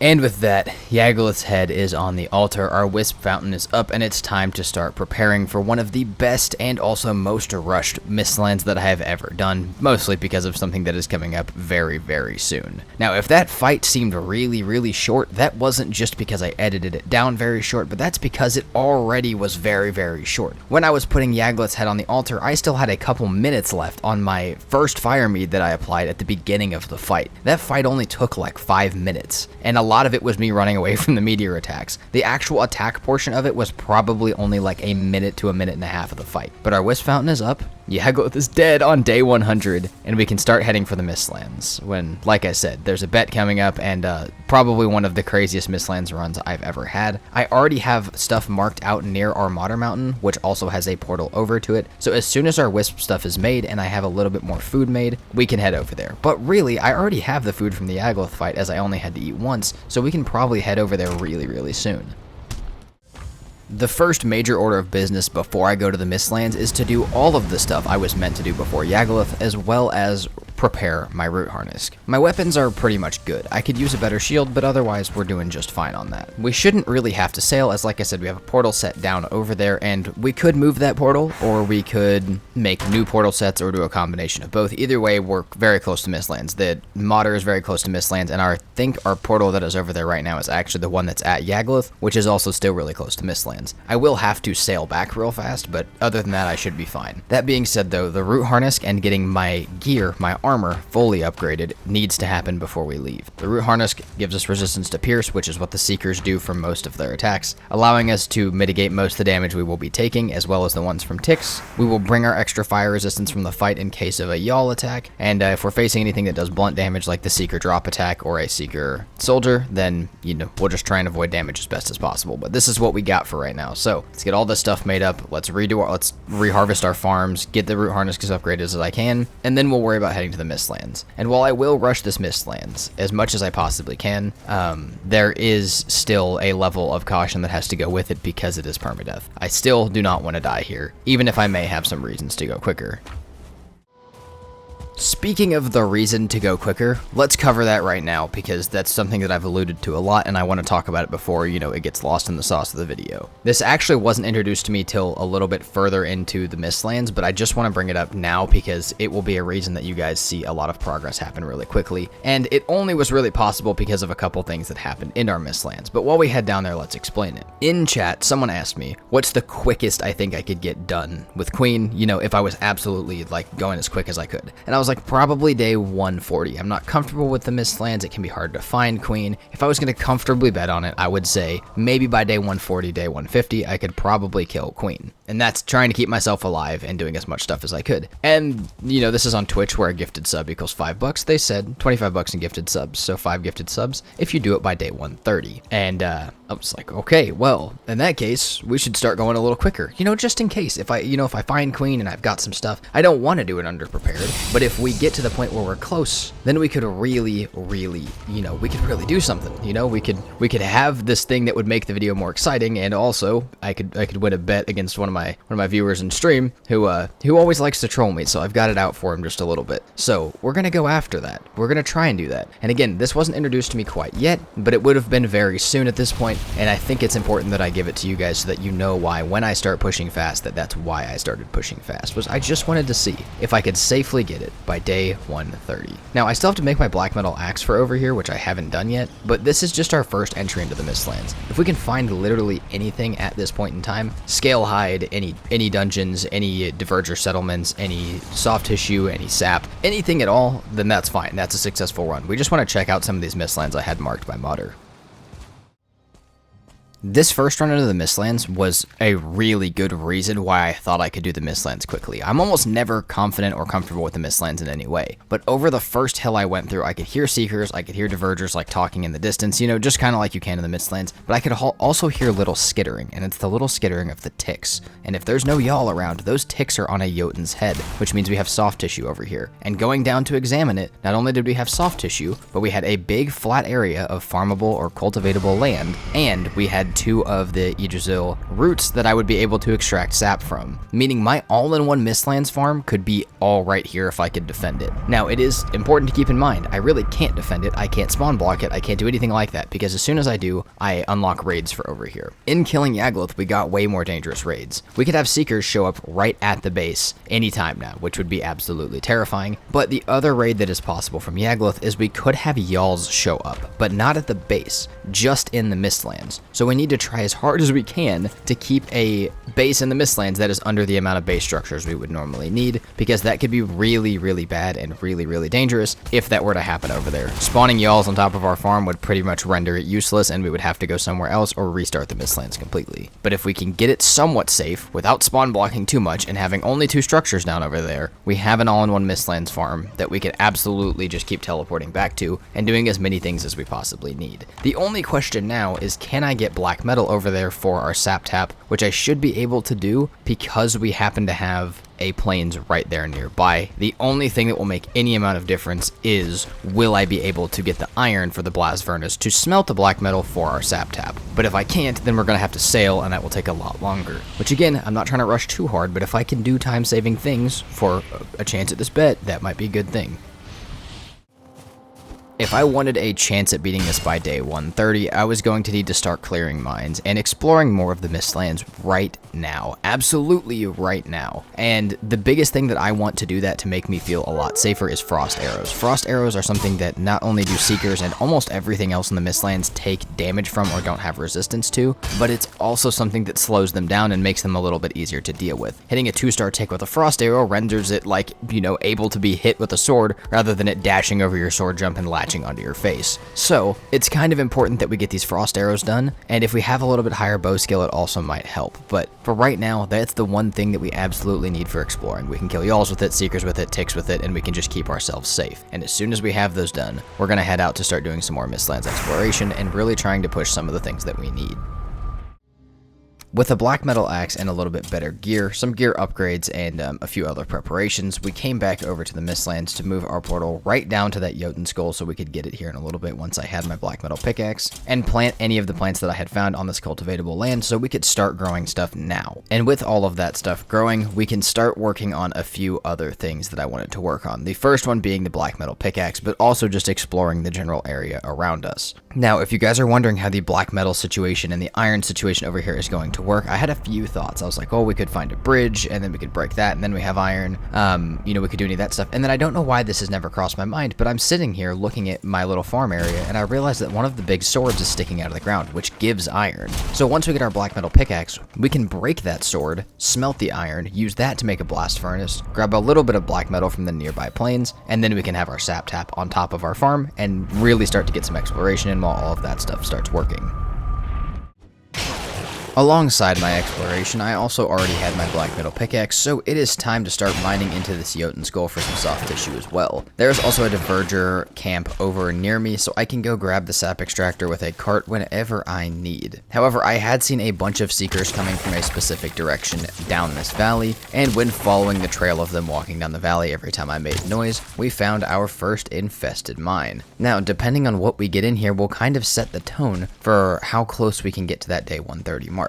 If we end up getting black cores and sealbreaker fragments, as well as a queen location from one of these or some of the first ones that we do, then we are set up very, very well. And if we get unlucky with even just one of those things, it could set us back for 50 plus days trying to get it. I've seen people spend hours and hours and hours trying to find a queen or trying to find the sealbreaker, and I have been a victim to that many times as well. So we're going to hope that that's not what happens to us today. But with our frost arrows, decently high bow skill for where we're at right now, especially with the short amount of time we've spent in this playthrough, and just trying to be as careful as possible, we should be able to clear this. And if we can at least get 5 black cores as a minimum, even if we don't get anything else, we can start to make better weapons and worry about other things for right now, which will make it a lot easier for us to go through these mines in the future.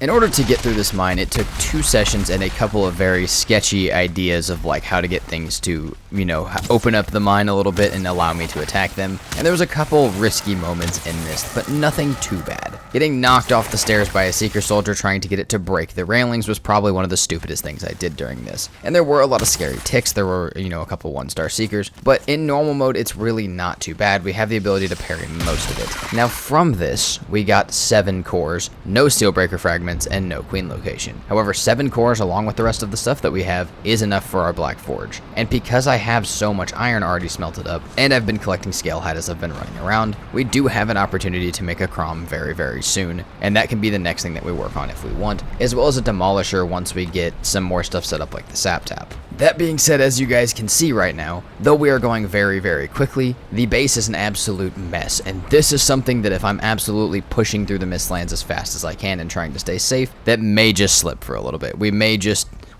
not be able to have the most beautiful base for right now, but I promise after the Mistlands we'll come back to it. Now, the reason to rush got pushed even further. And at first I didn't know why this happened, but I did finally understand it a little bit later. The same person who had bet that by day 130, you know, $25 friendly bet between me and them, that if I killed it by day 130, that, you know, that I would get that 25 bucks, and if not, then no big deal. They upped the bet. They said, if you kill it by day 118, I'll double it. And you still keep the original bet of day 130. Now, in my mind, I'm like, why would he do that, right? And then I realized, because that actually could save the entire thing. Because there's a chance that by trying to push even harder and killing Queen in, you know, 11 days from pretty much starting the Mistlands, that I would get myself killed. And then he wouldn't owe me anything. You know, there would be no bet at all. I would completely lose, because that's really the only way I lose in this scenario is if I die. And so him upping that did make me want to go even faster. But again, I cannot let him win via me dying. I got to be careful about this, but I also want to be strategic enough and quick enough for me to absolutely conquer the day 118 bet. So now we're on a clock for 11 days to clear my most uncomfortable biome, and we barely have any of the progression done. We have no Steelbreaker fragments, no idea where the boss is at, and barely what you could call a farm setup that's still missing the Sap Tap. So we got a lot of work to do. So let's go get some copper, let's get some tin, let's smelt some iron, and let's start getting our weapons made, because if we're going to do this, it's once again probably going to have to be fairly unprepared, which is stupid for permadeath, but if I can pull it off and live, then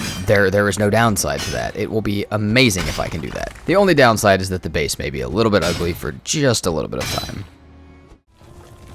While all of my copper and tin that I had gone out and got, at least the first trip of it, was smelting, it was cart time for the Mistlands, so I could go to that Diverger settlement and get as many things as I possibly could. Now, there was a lot of crates here, there was a lot of cool stuff here, and there was a Jotun skull with more soft tissue inside of it here. So if I could break the ward, that would honestly probably be the best thing. And this was the first point, the first of many points, that I got very, very unlucky. This ward, for some reason, was inside one of the roots, the magic roots. So I really couldn't break it. I was trying to break the wall, I was trying to move stuff around it, and somebody did drop a really helpful tip, but it was going to have to be a tip for later. Somebody did say I could use refined ITER and the radiation would break it, but that would just take a while because I don't even have an ITER refinery yet. So we're going to have to do a couple things and probably come back to this. However, we were able to get our extractor and some soft tissue from it. We just can't actually harvest the Jotun skull until later. So for right now, the idea is we're going to have to do that entire elaborate setup. We're going to have to break the sword, use the sword to smelt black metal from the plains, and then use the black metal to make the Sap Tap.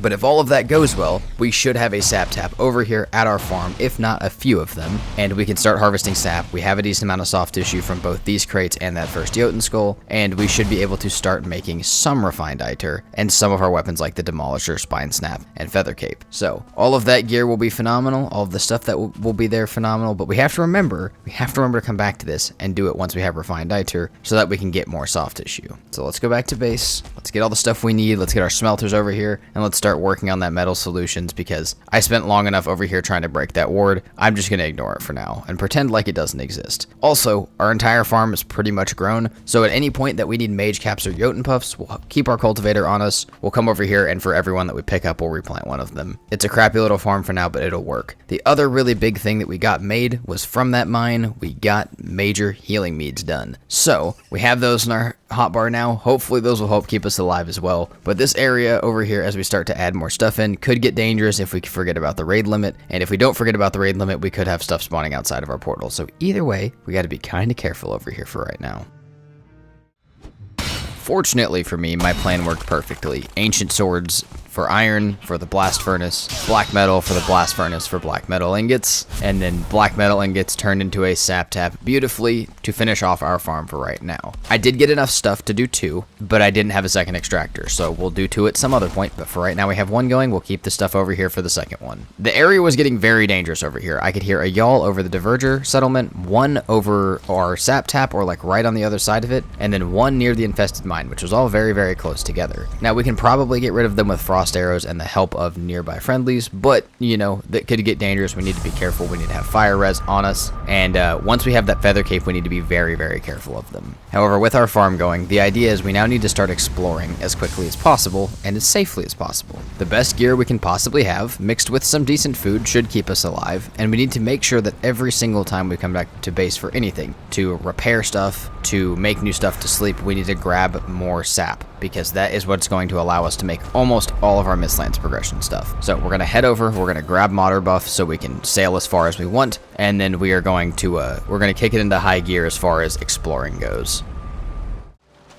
Because Around the Plains farm seems a little bit spicy for right now, we went ahead and dropped our boat in a nearby plains at the base of the Modder Mountain between the Mistlands that we're currently in and where our other portals are at, and we headed out for a multi-day sailing journey to map out the edges of the Mistlands around me and try and find another mine. And on the second day of sailing, we found something that looked quite promising. Now, for a good moment, me and chat thought that this was the queen itself, and the guy in chat who was betting on my downfall thought he was absolutely screwed at this point. But it wasn't. It is just another infested mine. And it really wasn't the best infested mine ever, if I'm being truthful with you guys. But this is kind of boding not that great for me at this point. This is not Queen, it's just another infested mine. We have no Sealbreaker fragments, only 5 cores, and it's day 112. Meaning we have about 3 hours of playtime before we reach, our first goal and fail it. And even then, we only have about 18 days until our next playtime goal, or until our next goal to kill the boss. And I don't know that right now I would say we're halfway from Yagluth to Queen, so I don't even know that the day 131 is going to happen.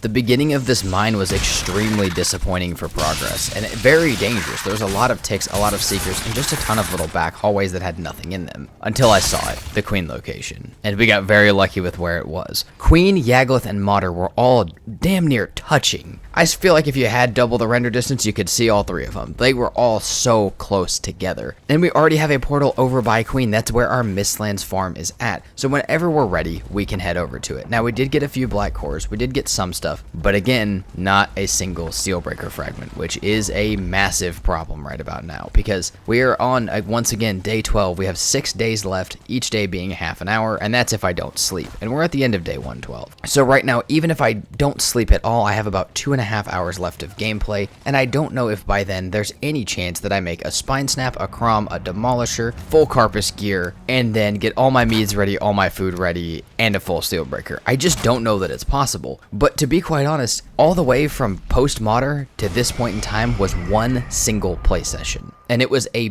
banger play session. This was one of the best play sessions I've ever had in Valheim. So if there's any time at all that I'll be able to possibly do it, it will be right now. There is still a chance that I can get it, and that does make the possibility of the day 130 goal much closer to me. And not only that, when we got back to base, our iron was ready, our bronze was ready, and we can go ahead and make our Crom. Now, we won't be able to fully upgrade it just yet. We still need Black Forge upgrades, we still need the Alder Table for the Feather Cape, and we still need Refined Iter for almost everything else. But this is a start that should help me clear these mines even faster each time, and every time we get more stuff, we can come back and keep going with it. So now the hunt begins. Can we find exactly what we need? Can we find 9 Sealbreaker fragments before day 118, prepare all of our gear and food, and then get in there and kill Queen before the end of the day on 118? If we kill it 10 seconds after it turns to day 119, that's it. We're done. So we have to figure out a good plan to get this done. And again, even then, I still don't even know if day 130 is possible, let alone the day 118 goal. It is going to be absolutely pushing it. And again, for the purpose of permadeath, it is quite terrifying and very stupid.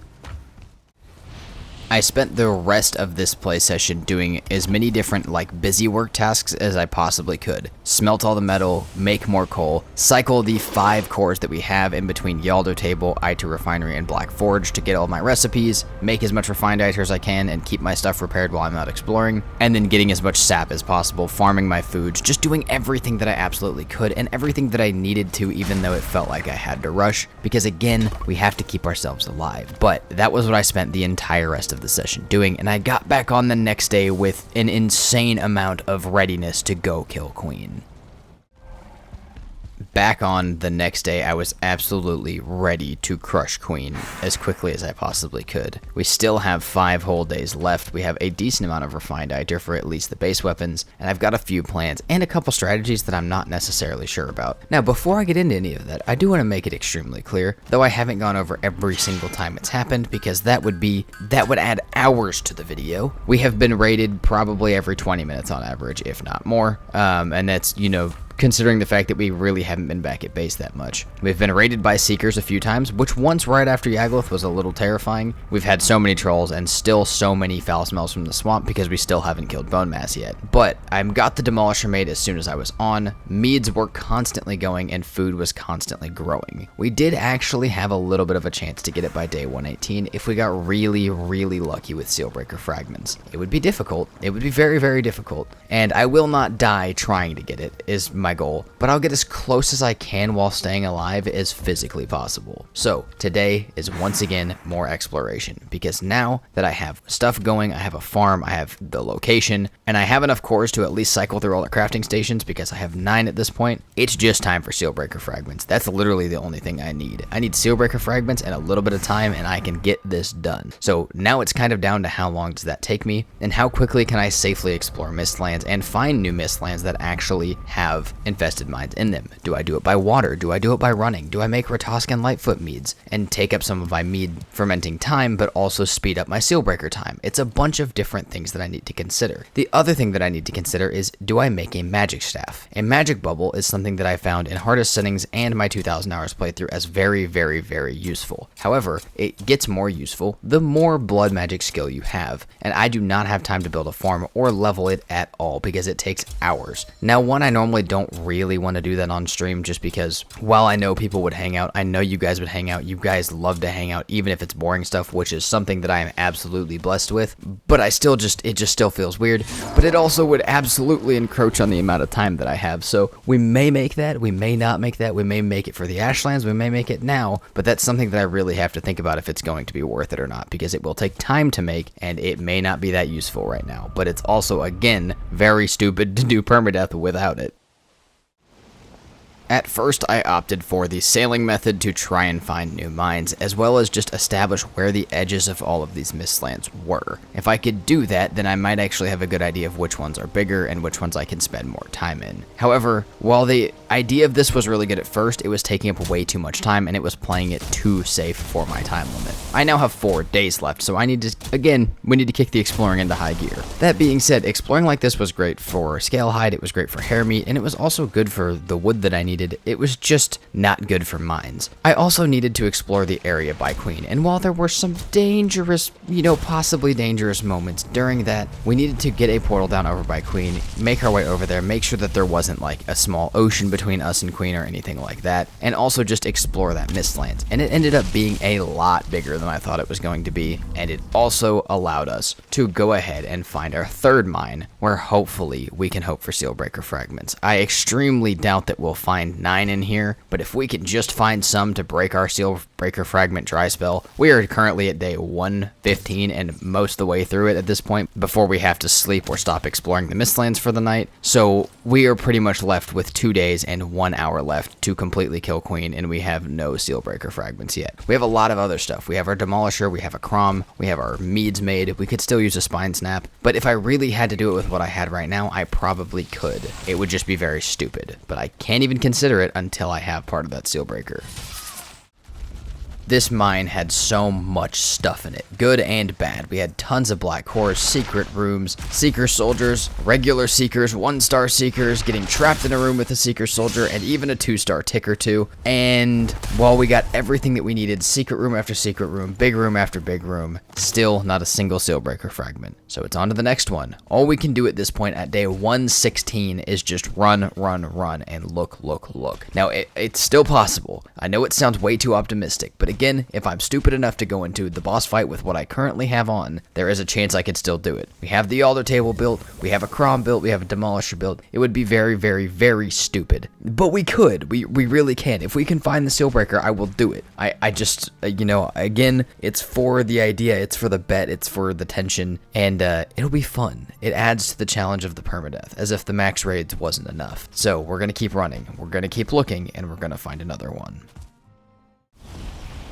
Back on the progression side for just a second, the refined Iter to break the ward did work, which gives me another skull that I can break open, as well as the crates around the area that I hadn't broken yet. We had a small mishap of being out of arrows with a Y'all fight and Deathsquitos around our sap taps, but we got out of there, we were fine. And then we were able to, with all of this, build our magic staff, our spine snap, a feather cape, and a resounding shackle from just sitting back at base for a little bit and farming all of the stuff out. Now, if you guys are wondering why I sat back at base, that's because I realized it just wasn't going to happen. I still have padded armor, I still have a base feather cape, and, while I haven't upgraded Crom, Spine Snap, and Demolisher, it just really wouldn't be smart. And even if I really wanted to, the only way for me to get into Queen would be to use some sort of chair glitch or portal glitch, which I'm not going to do normally, and I'm definitely not going to do it when a viewer's money is on the line for a bet. If I'm going to do it, we're going to do it with integrity, and I still have an opportunity to do it by day 130, but as day 118 came to a close with still no Sealbreaker fragments, we're going to have to pin it for day 130. And honestly, at this point, it's kind of becoming a stretch as well, because like I said, you can get lost for so many days just caught up in trying to figure out how to get a Sealbreaker or a location or, enough black cores for something, because it's all luck. And today it just happened to be the Sealbreaker. That's just what it was. So we're going to go a little bit slower, but still press it for day 130, because I do still want to stand up to this bet somehow. But now we're going to go for more higher gear. We're going to go for Carpus gear. We're going to still use the root harness,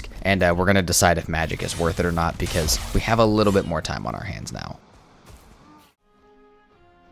Since I had already explored from Queen out about as far as I could on that side of that Mistlands, there is still another entire side or another direction that I can go, but I also still have an entire decently sized Mistlands around the last mine that we went to previous to that we sailed to, and we can go to that one as well and run around it. In the meantime, while we're doing that, I'm going to be testing the magic staff and seeing if it's worth it. Now, in my opinion right now, and you guys will see this more and more as I try it out, having 2 health foods in this scenario solo when I'm trying to push like this, and when I don't have the time to level my blood magic, it's just better to have the 2 health foods. It just is. And the more I played, the more chat agreed with me. People were talking about it. We were talking about it with chat, and chat was just like, yeah, and me as well was just like, it's just not worth it.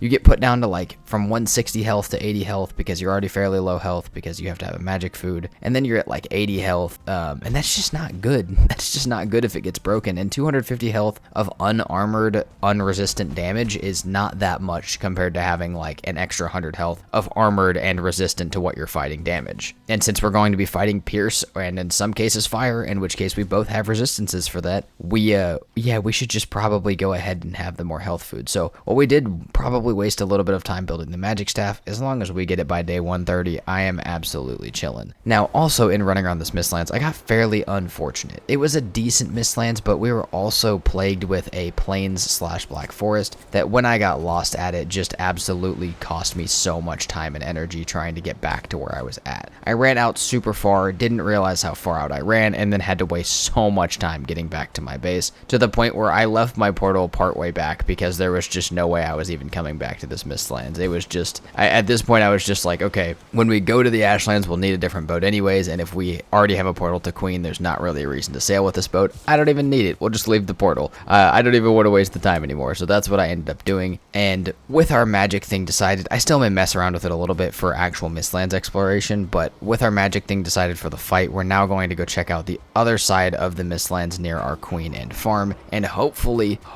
we can break our dry spell, because not having Sealbreaker fragments is absolutely killing me at this point.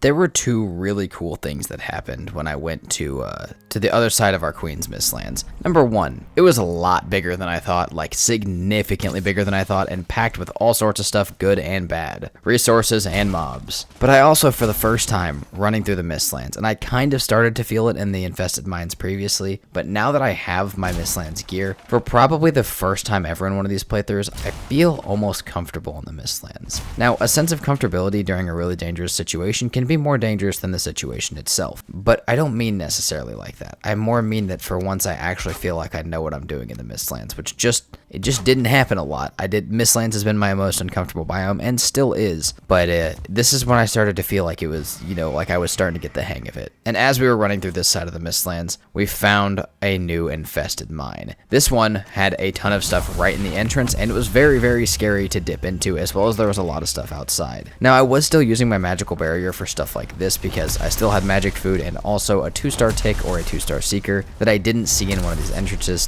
could still absolutely wreck me, so it couldn't hurt to have. And it also gave us, the ability to get at least one solid parry on any enemy. And in here, finally, we got our first Sealbreaker fragment. It's not 9 of them, but it's 1 of them. It's day 121, meaning we have about a day per Sealbreaker fragment. And that honestly might not be enough at the rate that we've been going. So I'm going to hope that this mine gives us more than just that one. Though this again was not the best mine ever, and it was quite big and quite dangerous, we walked out of here with a Sealbreaker fragment. And not just 1, but 2 of them, which was really, really, really nice. So, 8 days left to have a Sealbreaker made and Queen dead. We still got some work to do, but this Mistlands, like I said, is clearly a lot bigger than I thought it was going to be, which means we do have a chance of getting a lot more over here than I realized. We have a bunch of extra cores now, so we can have an Ita refinery and a Black Forge up at the same time, or any combination of those workstations, and we got a lot of stuff. We got a lot of trader stuff. We got a lot of stuff for more healing meads. It was a good mine, but we need more of it. We need more Sealbreaker fragments, and we need to get back out there and move quickly. Just because I haven't really shown it, yes, the Seeker raids are constantly happening while I'm back at base. It's not always the Seeker raids, but it's a good amount of them. And honestly, I probably should have raised this wall up a lot higher. It just is so unsatisfying because it's not on the cardinal directions, which would make it really nice and straight lines. Instead, we got these very jagged, circly lines, which should not be a reason to not do it, but I'm going to use it as my excuse for being lazy for now. But we went back into the Mistlands. We explored for new mines, and this Mistlands was actually pretty packed with them. We found a lot of structures and a lot of stuff. Again, lots of good, lots of bad, lots of mobs, but lots of structures, mines, and Jotun heads, which was really, really good. And it looked like in almost every direction that I was looking that there was still an expansive Mistlands before me that I could explore, which gives me a really good chance at finding more stuff. Now, because you guys already know how the mines have been going and that we've been doing okay during them, using frost arrows to do stuff, and now we have even better gear with us, we started to absolutely run through these mines. Like, just absolutely every room after room, demolish everything, keep going. Being able to parry Seeker soldiers, jump around them and hit their weak spot, and not really being too worried about anything else was really nice. And this mine did not disappoint. It wasn't everything we needed, but it was 4 Sealbreaker fragments, which means we now have 6 on day 122. Yes, we found this one very fast after finishing the other one, because again, this Mistlands is absolutely stacked and packed full of good stuff. So, it's day 122. We now have 6 Sealbreaker fragments. We only need 3 more for Queen, and it's starting to look like we just might. If we have some more luck on our side, just like we've been having, we might be able to do it by day 130. So, let's get our food, let's reharvest the stuff we need to harvest, and let's get right back out to running the Mistlands again, because that has been absolutely working. The base looks like a disaster. Our storage is a non-existent system. You can't even call it a system, but we're making time like we should, and we can always do it later. Heading out on the morning of day 123, because this Mistlands was so packed with good stuff, we were instantly met with a new mine. Now, there was a yawl right outside of this one, which was a little scary. It does have a chance to try and camp us as soon as we come back out of it, but as long as we get inside without putting any structures down or anything, maybe it'll leave us alone. We absolutely ran straight through this one. With a Sealbreaker in the first room and not a very big mine, we were able to walk out of this one still on day 123 with 2 Sealbreaker fragments, leaving leaving us with one more. And I was really hoping at this point that one would not be the difference between us hitting it by our goal and us not. But because this is the best Mistlands ever, we ended up finding not just that one, but another mine on day 123. More of the mid-afternoon of day 123, but we explored it that evening while it was nighttime, as I had a portal to get back to base safely and I wouldn't have to worry about it, and in it we found our 9th Sailbreaker fragment. Now we're still not at all fully ready for Queen. We still don't really have our Carpus gear.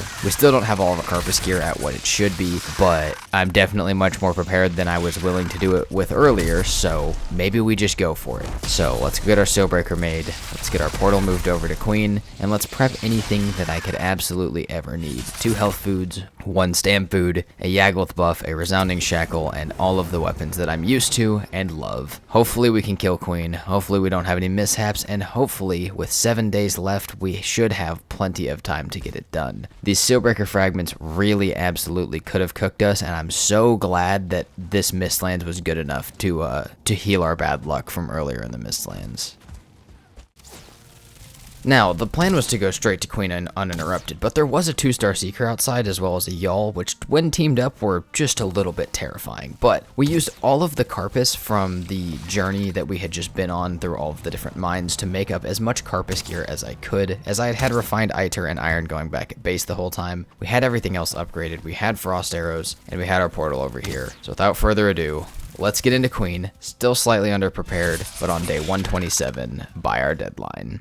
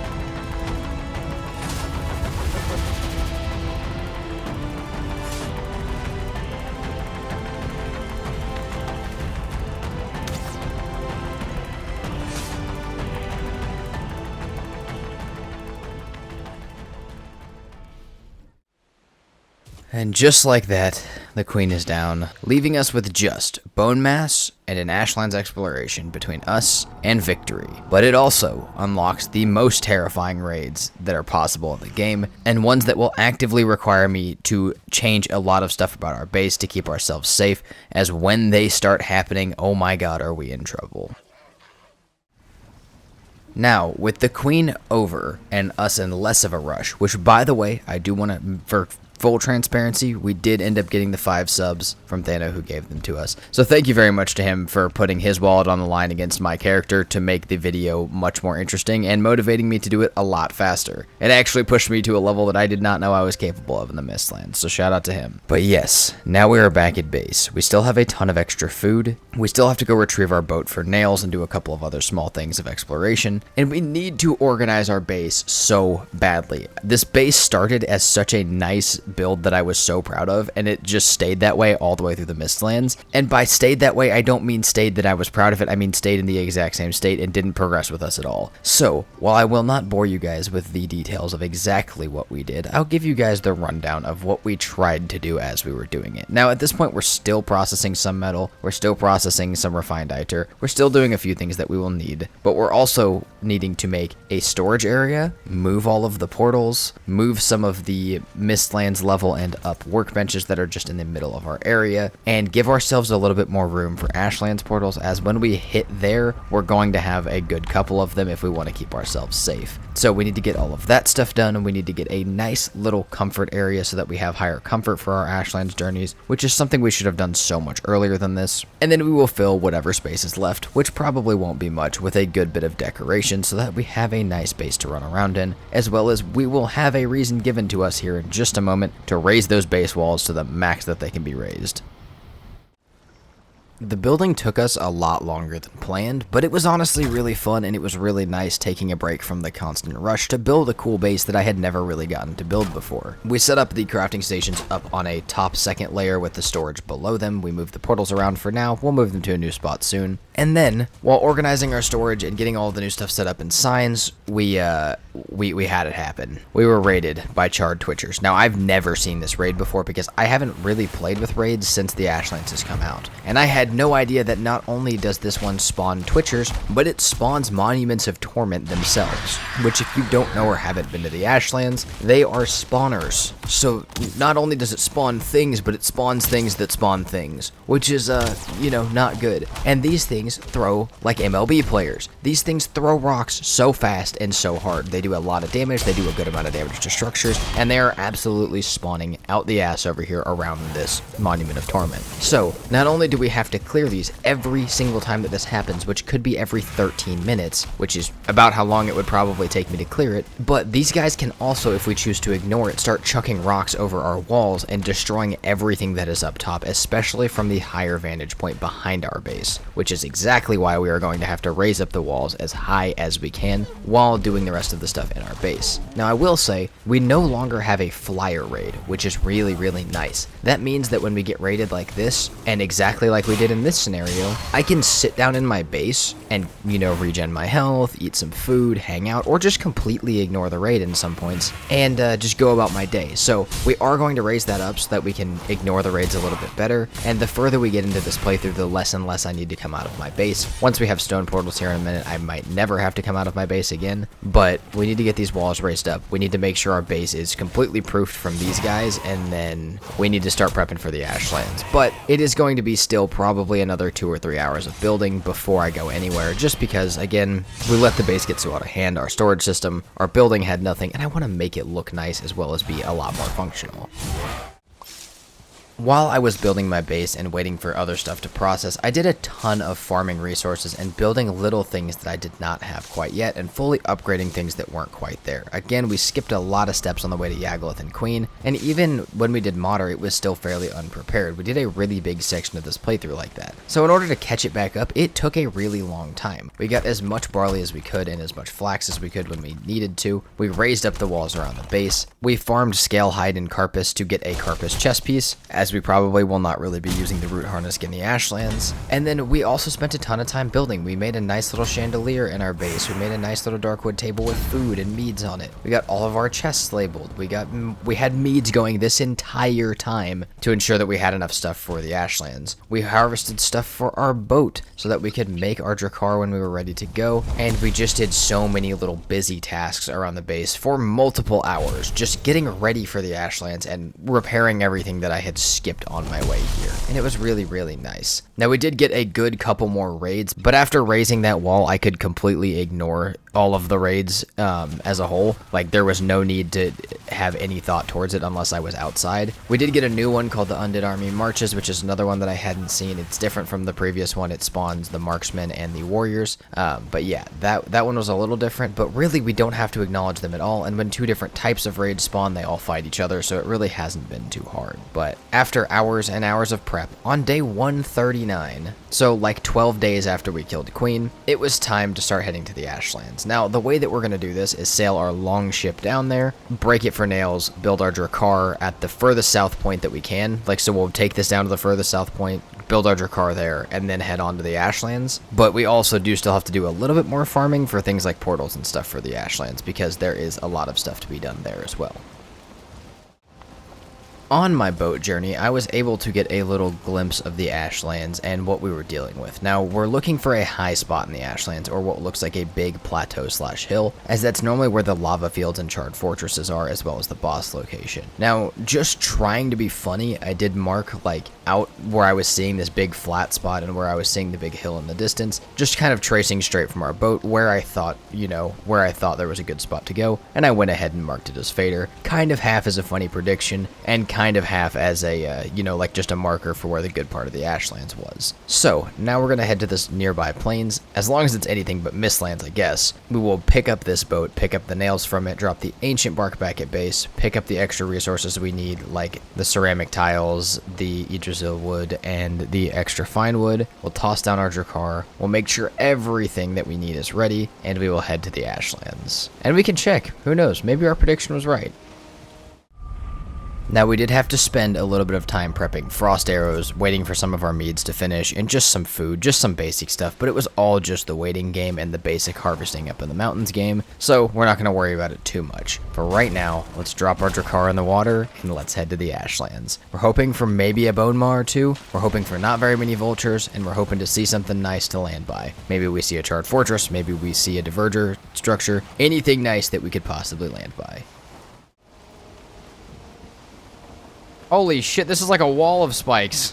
Where was this when I was trying to swim to the Ashlands? Oh wow, I can already see the trees. That's crazy. Well. Oh, I didn't make a torch. A torch is what I really should have made. Torch is one of the biggest things I didn't bring. Yeah, that's okay though.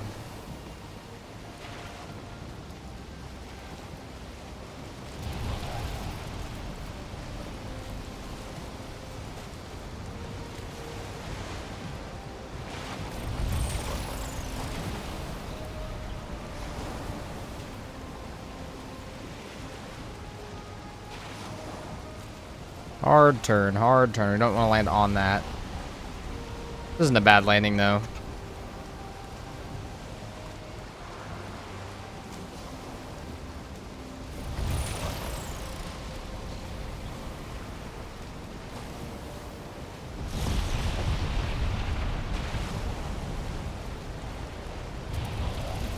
We have vine berries to start.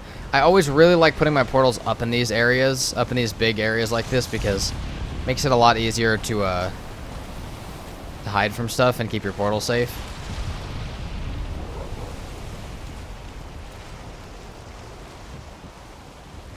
Welcome to the Ashlands.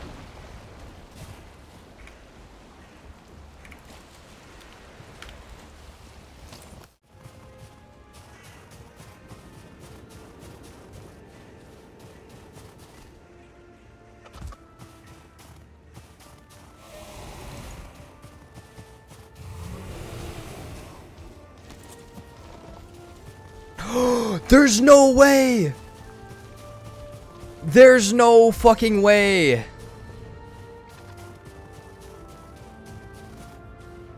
How close did I mark it by? I marked it way too far out, but...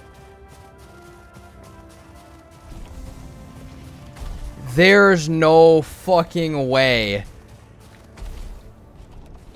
Now, as you can imagine, and as you can partially hear, I was going absolutely insane. That little flat spot in the Ashlands that I was trying to mark as Fader, as a joke, it was kind of just an Ashlands marker, but it was there. That's where it was at. Now, I marked it way too far out, but like the direction I was looking and what was likely the land I was seeing was actually the spawner. Now, that's not some insane pattern recognition. That is just pure luck, but that was really, really awesome because that means I can leave a Fader portal set here and we can take an explore portal with us and absolutely start booking it through the Ashlands, where I can give you guys a little bit of maybe we'll do a little bit of an Ashlands run montage, because this Ashlands was by far one of the fastest and luckiest Ashlands runs I have ever had and will ever have in Valheim. So I figure we throw on some epic music and I show you guys some of the highlights of what happened, and then we can come back and explain all of it, because some of the stuff that we got lucky with was absolutely nuts and will likely never happen in one of our playthroughs again. There's an orchard where no birds sing, where the roots run deep with remembering, where the trees grow tall but their leaves don't turn, and every branch leans with lessons burned.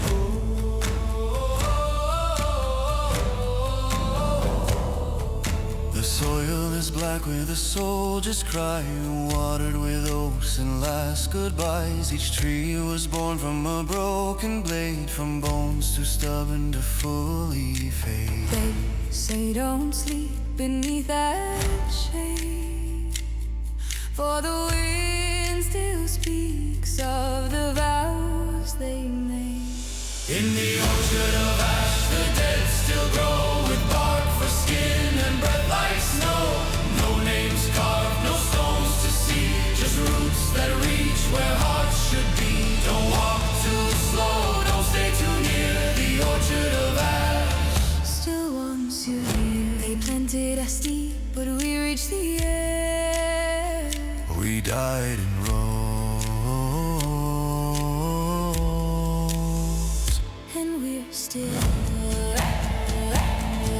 A queen once wept in the grove alone for a knight whose helm was overgrown. She kissed the bark and it wept in red, and whispered secrets the roots still bled. now lovers leave their locks on twine and beg the trees for a blessed sign. But the ash trees bend for no one's prayer, only for ghosts they bury there. You tender what were made seed.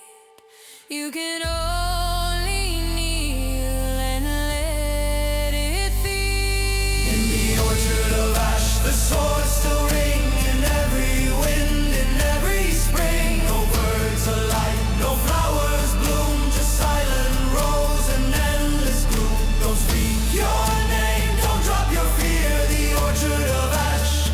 Still listen here. They planted us deep, but we reached the air. We died in rows, And we're still there. some fields forget, but this one keeps the cries of men who earn no sleep. They fed the earth with all they knew, and now the orchard whispers too.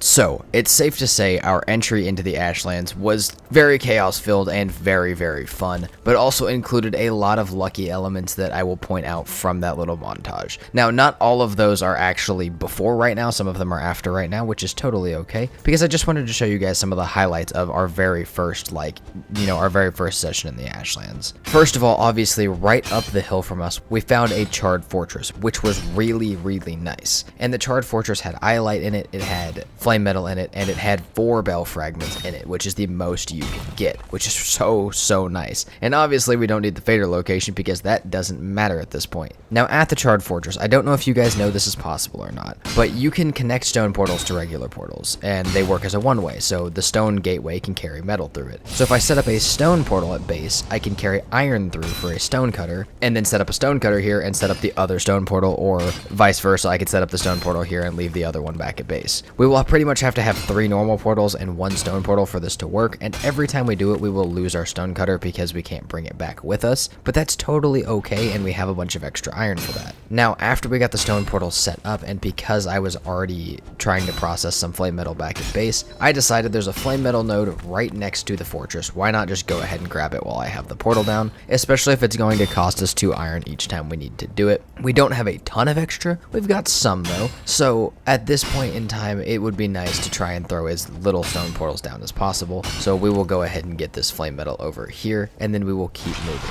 Now the other thing, and this is something that I talked about with chat quite a lot as well, and just, talked with people in the community about, is really the limiting factor here in the Ashlands is not the flame metal ore. Yes, you need it, you need flame metal, but you really need aspen hide and Morgan sinew for especially what I do. So we're going to load up our inventory with 1 or 2 inventories of flame metal, but a lot of what you guys saw and a lot of what we're about to do is going to be getting bell fragments, hunting aspens for food, as well as getting vulture eggs for food, and more trying to get aspen hide and Morgan sinew than anything else, because that's what we need for most of the weapons and armor.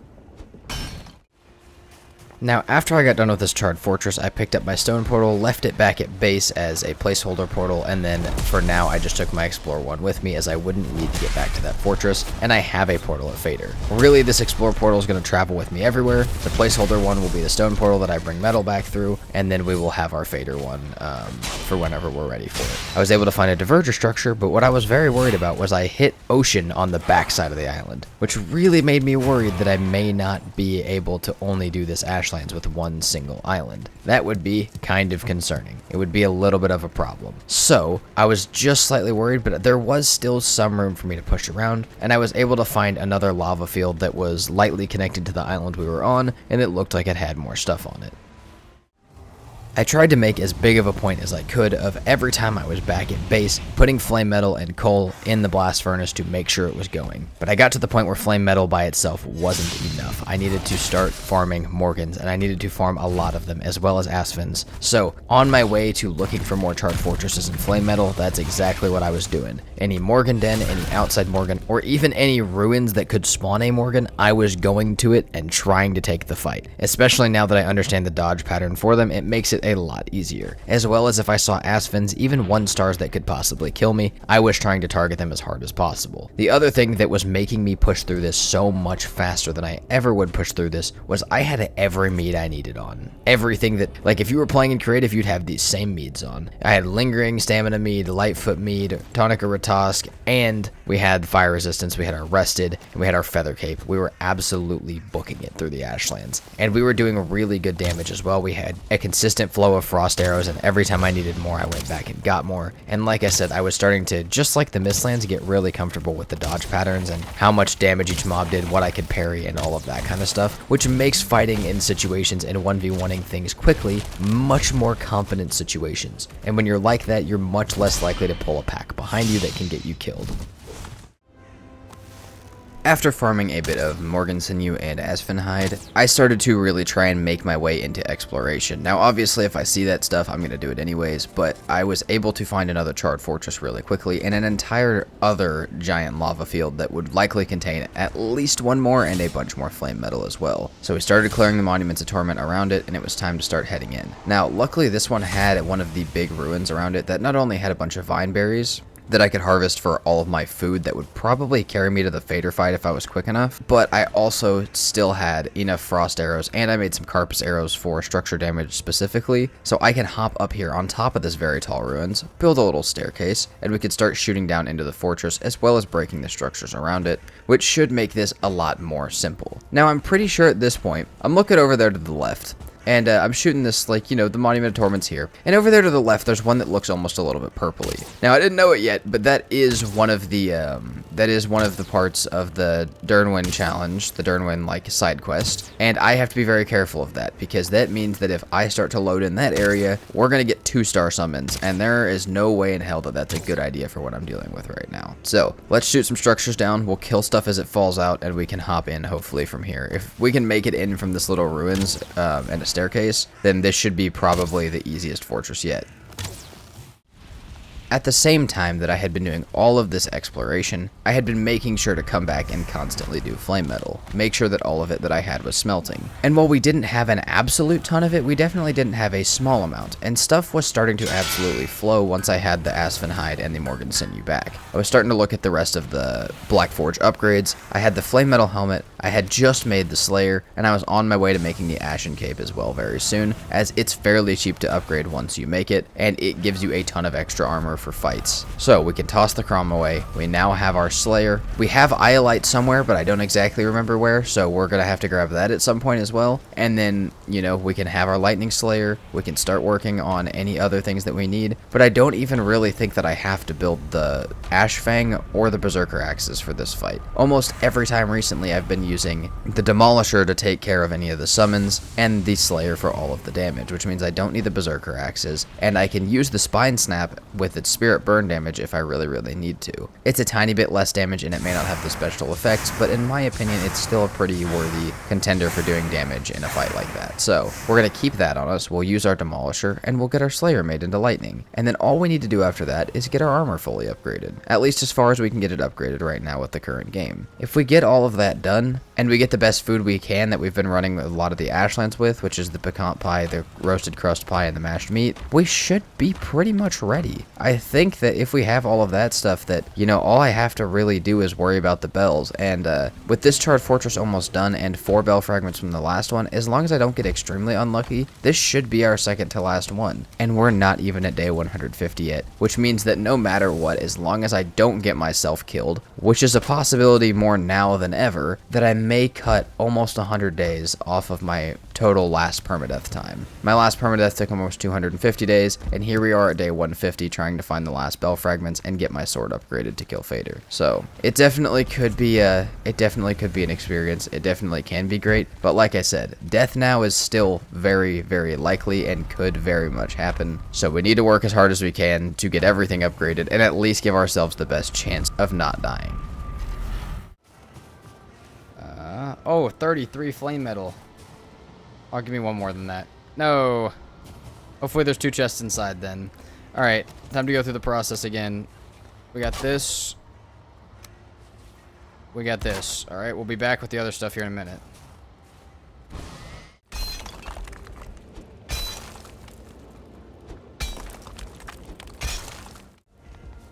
Let's see any other ones. I bet back up here there's some more. We've gone around a really wild area here. Can we fucking not do all that, please?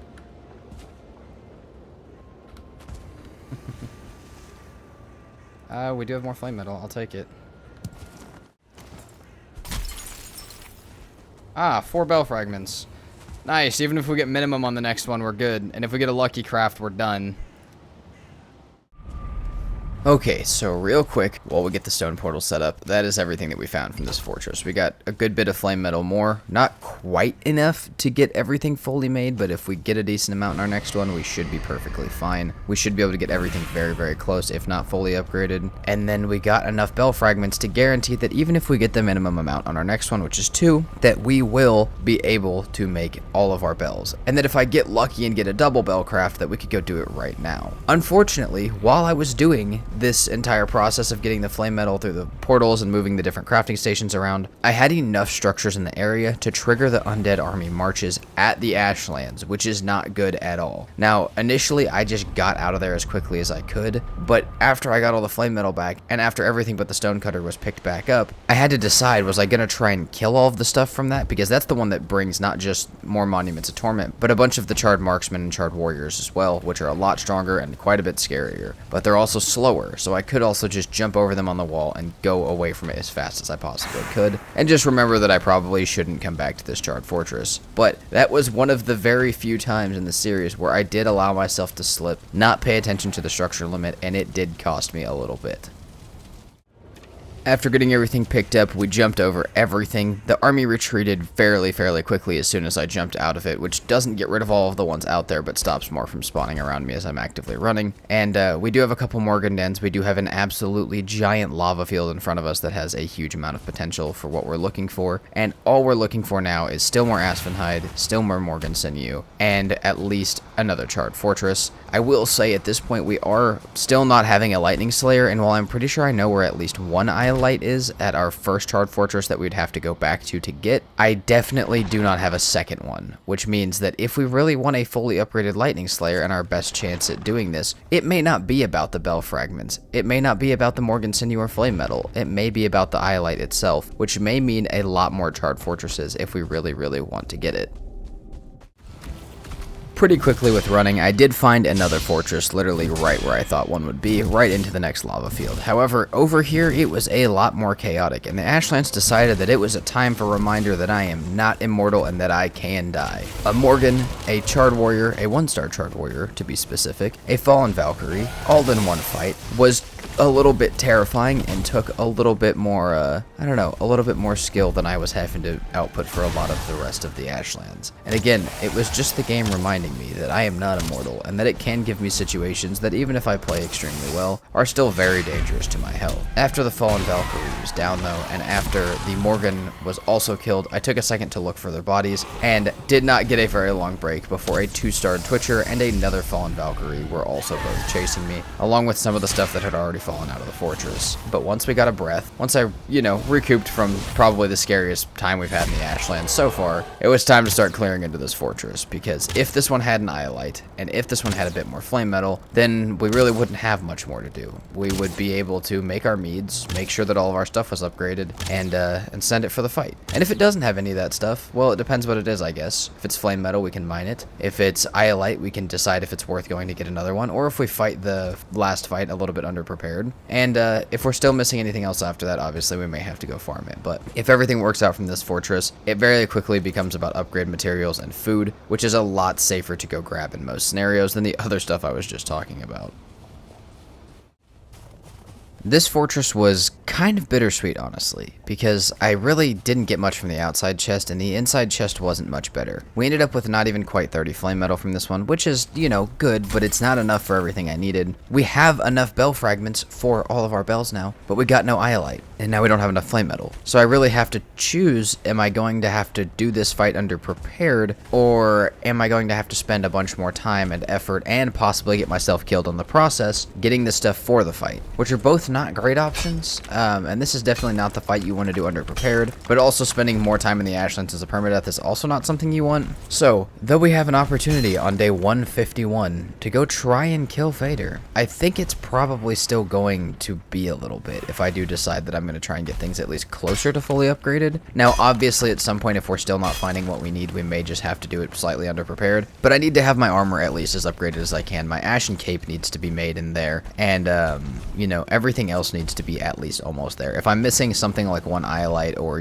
one piece of flame metal or one upgrade to the Ashen Cape, that's okay, but to have all of those at the same time could actually get us killed during the fight.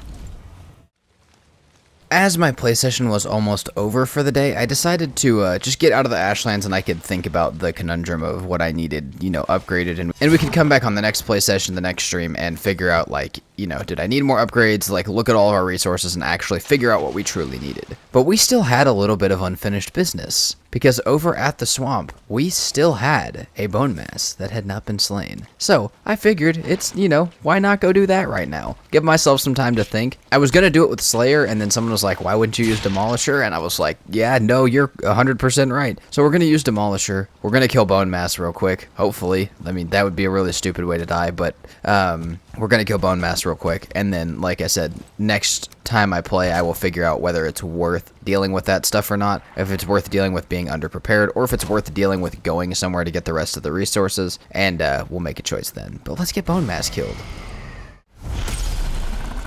Oh Holy shit.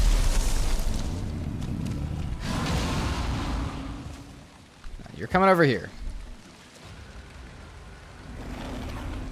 Oh, what are you gonna throw, bud?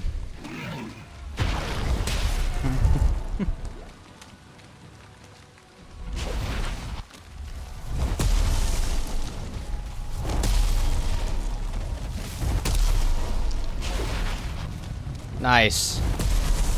Think that scares me, game? I have a bigger reach than Bone Mass does.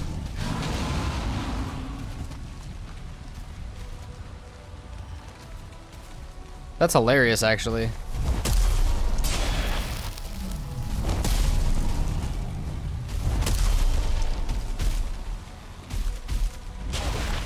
Abomination, can we fucking not?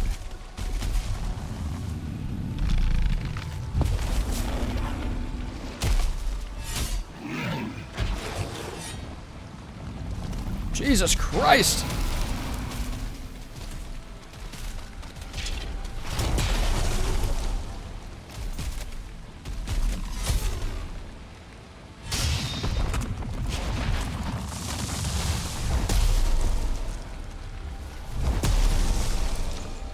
Oh, the stam regen on that is ridiculous.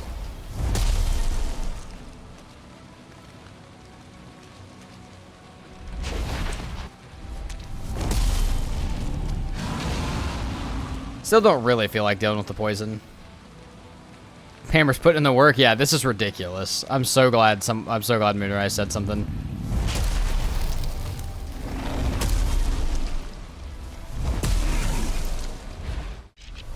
While I don't need to show you guys the entire fight, I just think that it's kind of fun. If you've never done the Bone Mass fight with Demolisher, give it a try. I'm sure it would have been even more fun with a Flame Metal Mace, but being able to deal with the summons and stuff with a Demolisher was actually just a fun little experience. I figured I might as well show you guys how kind of insane it was. So with that, like I said, we'll craft everything up, we'll get everything processed as soon as I get back on. We'll see what we still need and then decide what's worth going for and what's just worth not having.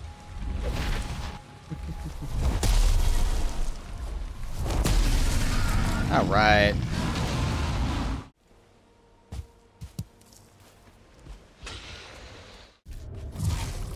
Back on the next day, I took a little bit of time to explore around the Charred Fortress that we were currently at and just leave our portal inside of there for just a moment. The idea was to have more inventory space than when I've been running around with the portal, and then I could also see what things I could still grab from over here. It looked like, from everything that I had crafted yesterday, that I still needed a bunch more flame metal, one iolite, and I need to find the other iolite that I have somewhere else, and then I still needed a bunch of Morgan Sinew and Aspen Hide. Aspen Hide was becoming less and less of a problem, but Morgan Sinew was still very much a problem. So I did some Morgan dens around, killed some Morgans that were outside, and killed a Morgan next to one of the most terrifying things I saw the entire playthrough, which was a 2-star Charred Warrior that actually took me like 3 different sessions of chasing him and fighting him to actually get him killed. After that, however, there was a Flame Metal node sticking out of the ground, and 3 Morgans got a lot of the sinew done that I needed, so I also took a good bit of time to clear everything around a Flame Metal node, take over the Flame Metal node, and get as much of it as I could while I still had the stone portal up, and we can take all that back, get all of that smelted, and then see where I'm sitting. Because right now I'm really trying to avoid going on like an entire Ashlands journey to just get one iolite. And so if I need other stuff, then fine, and I may even do it for the one iolite. But you know, at the same time, that's also a lot of danger for like 10 more damage. It just doesn't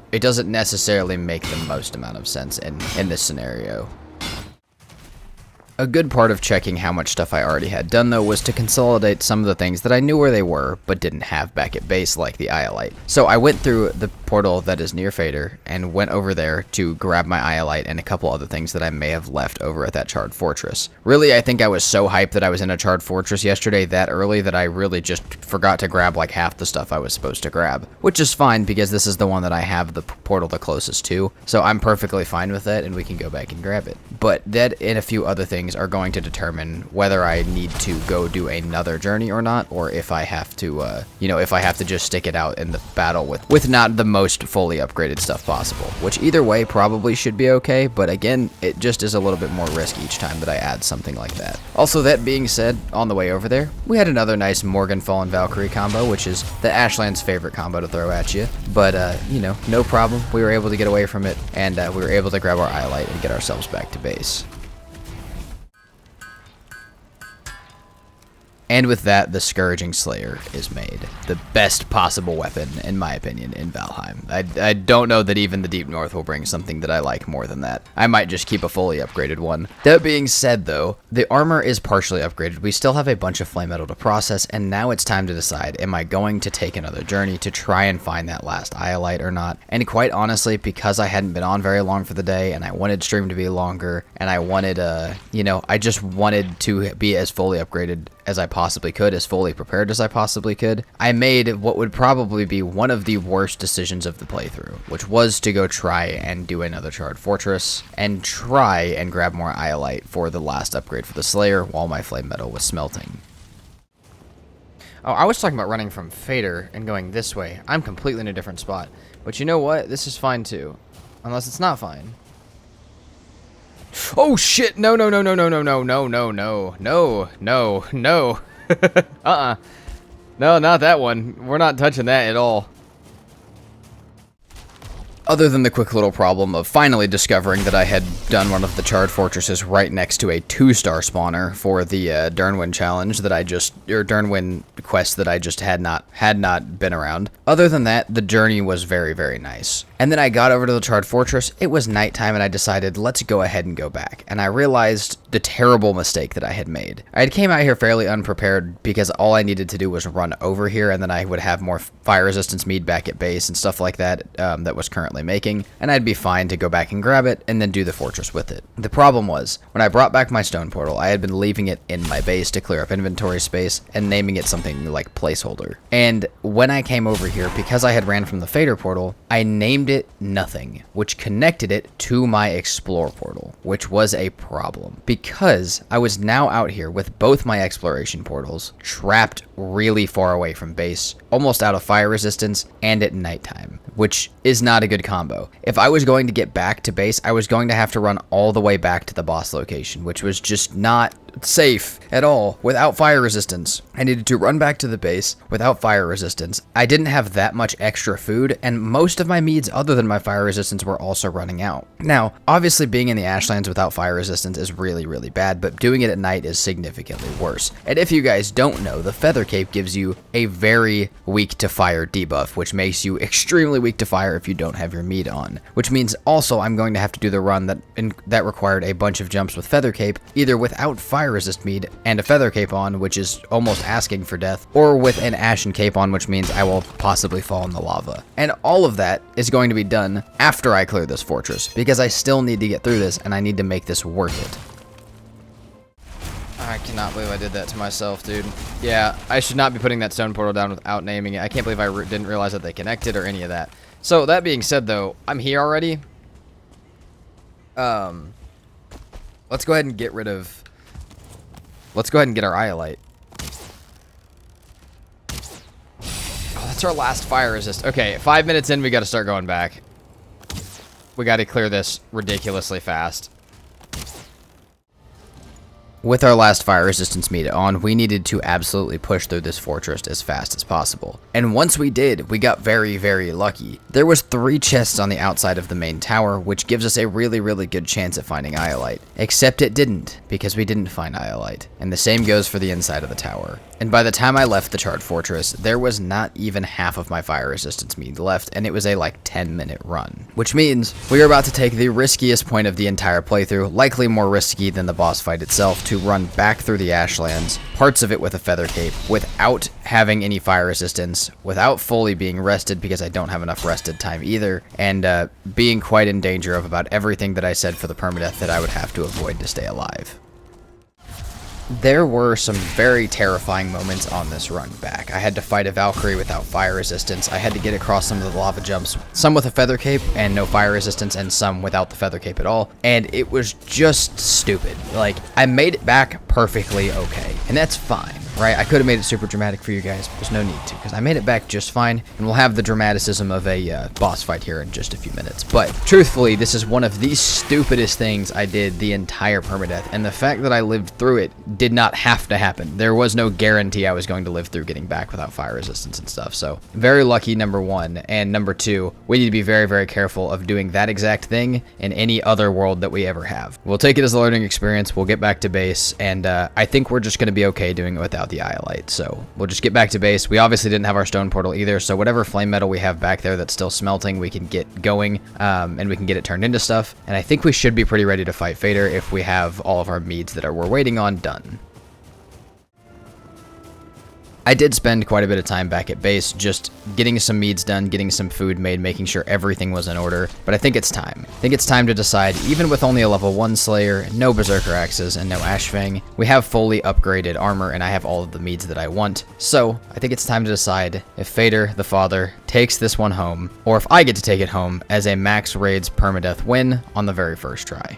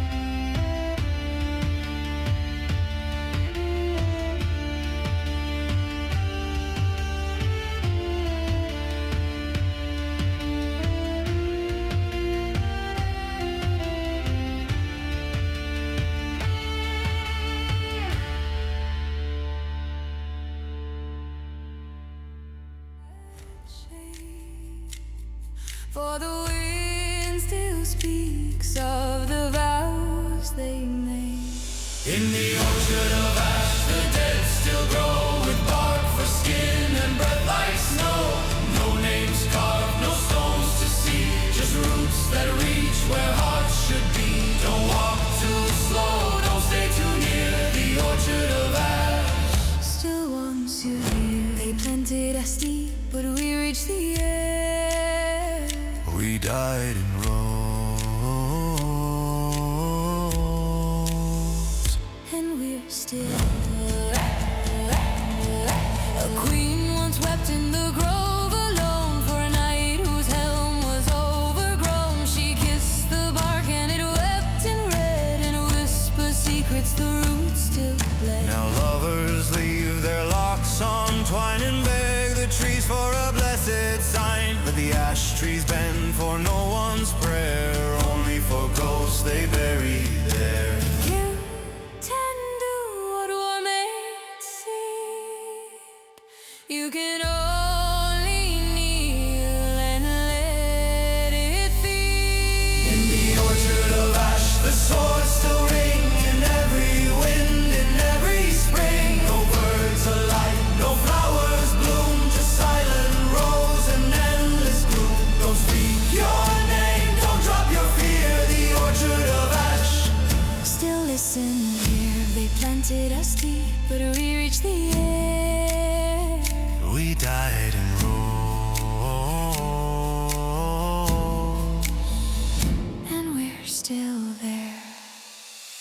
fields forget, but this one keeps the cries of men who earn no sleep. They fed the earth with all they knew, and now the orchard whispers too.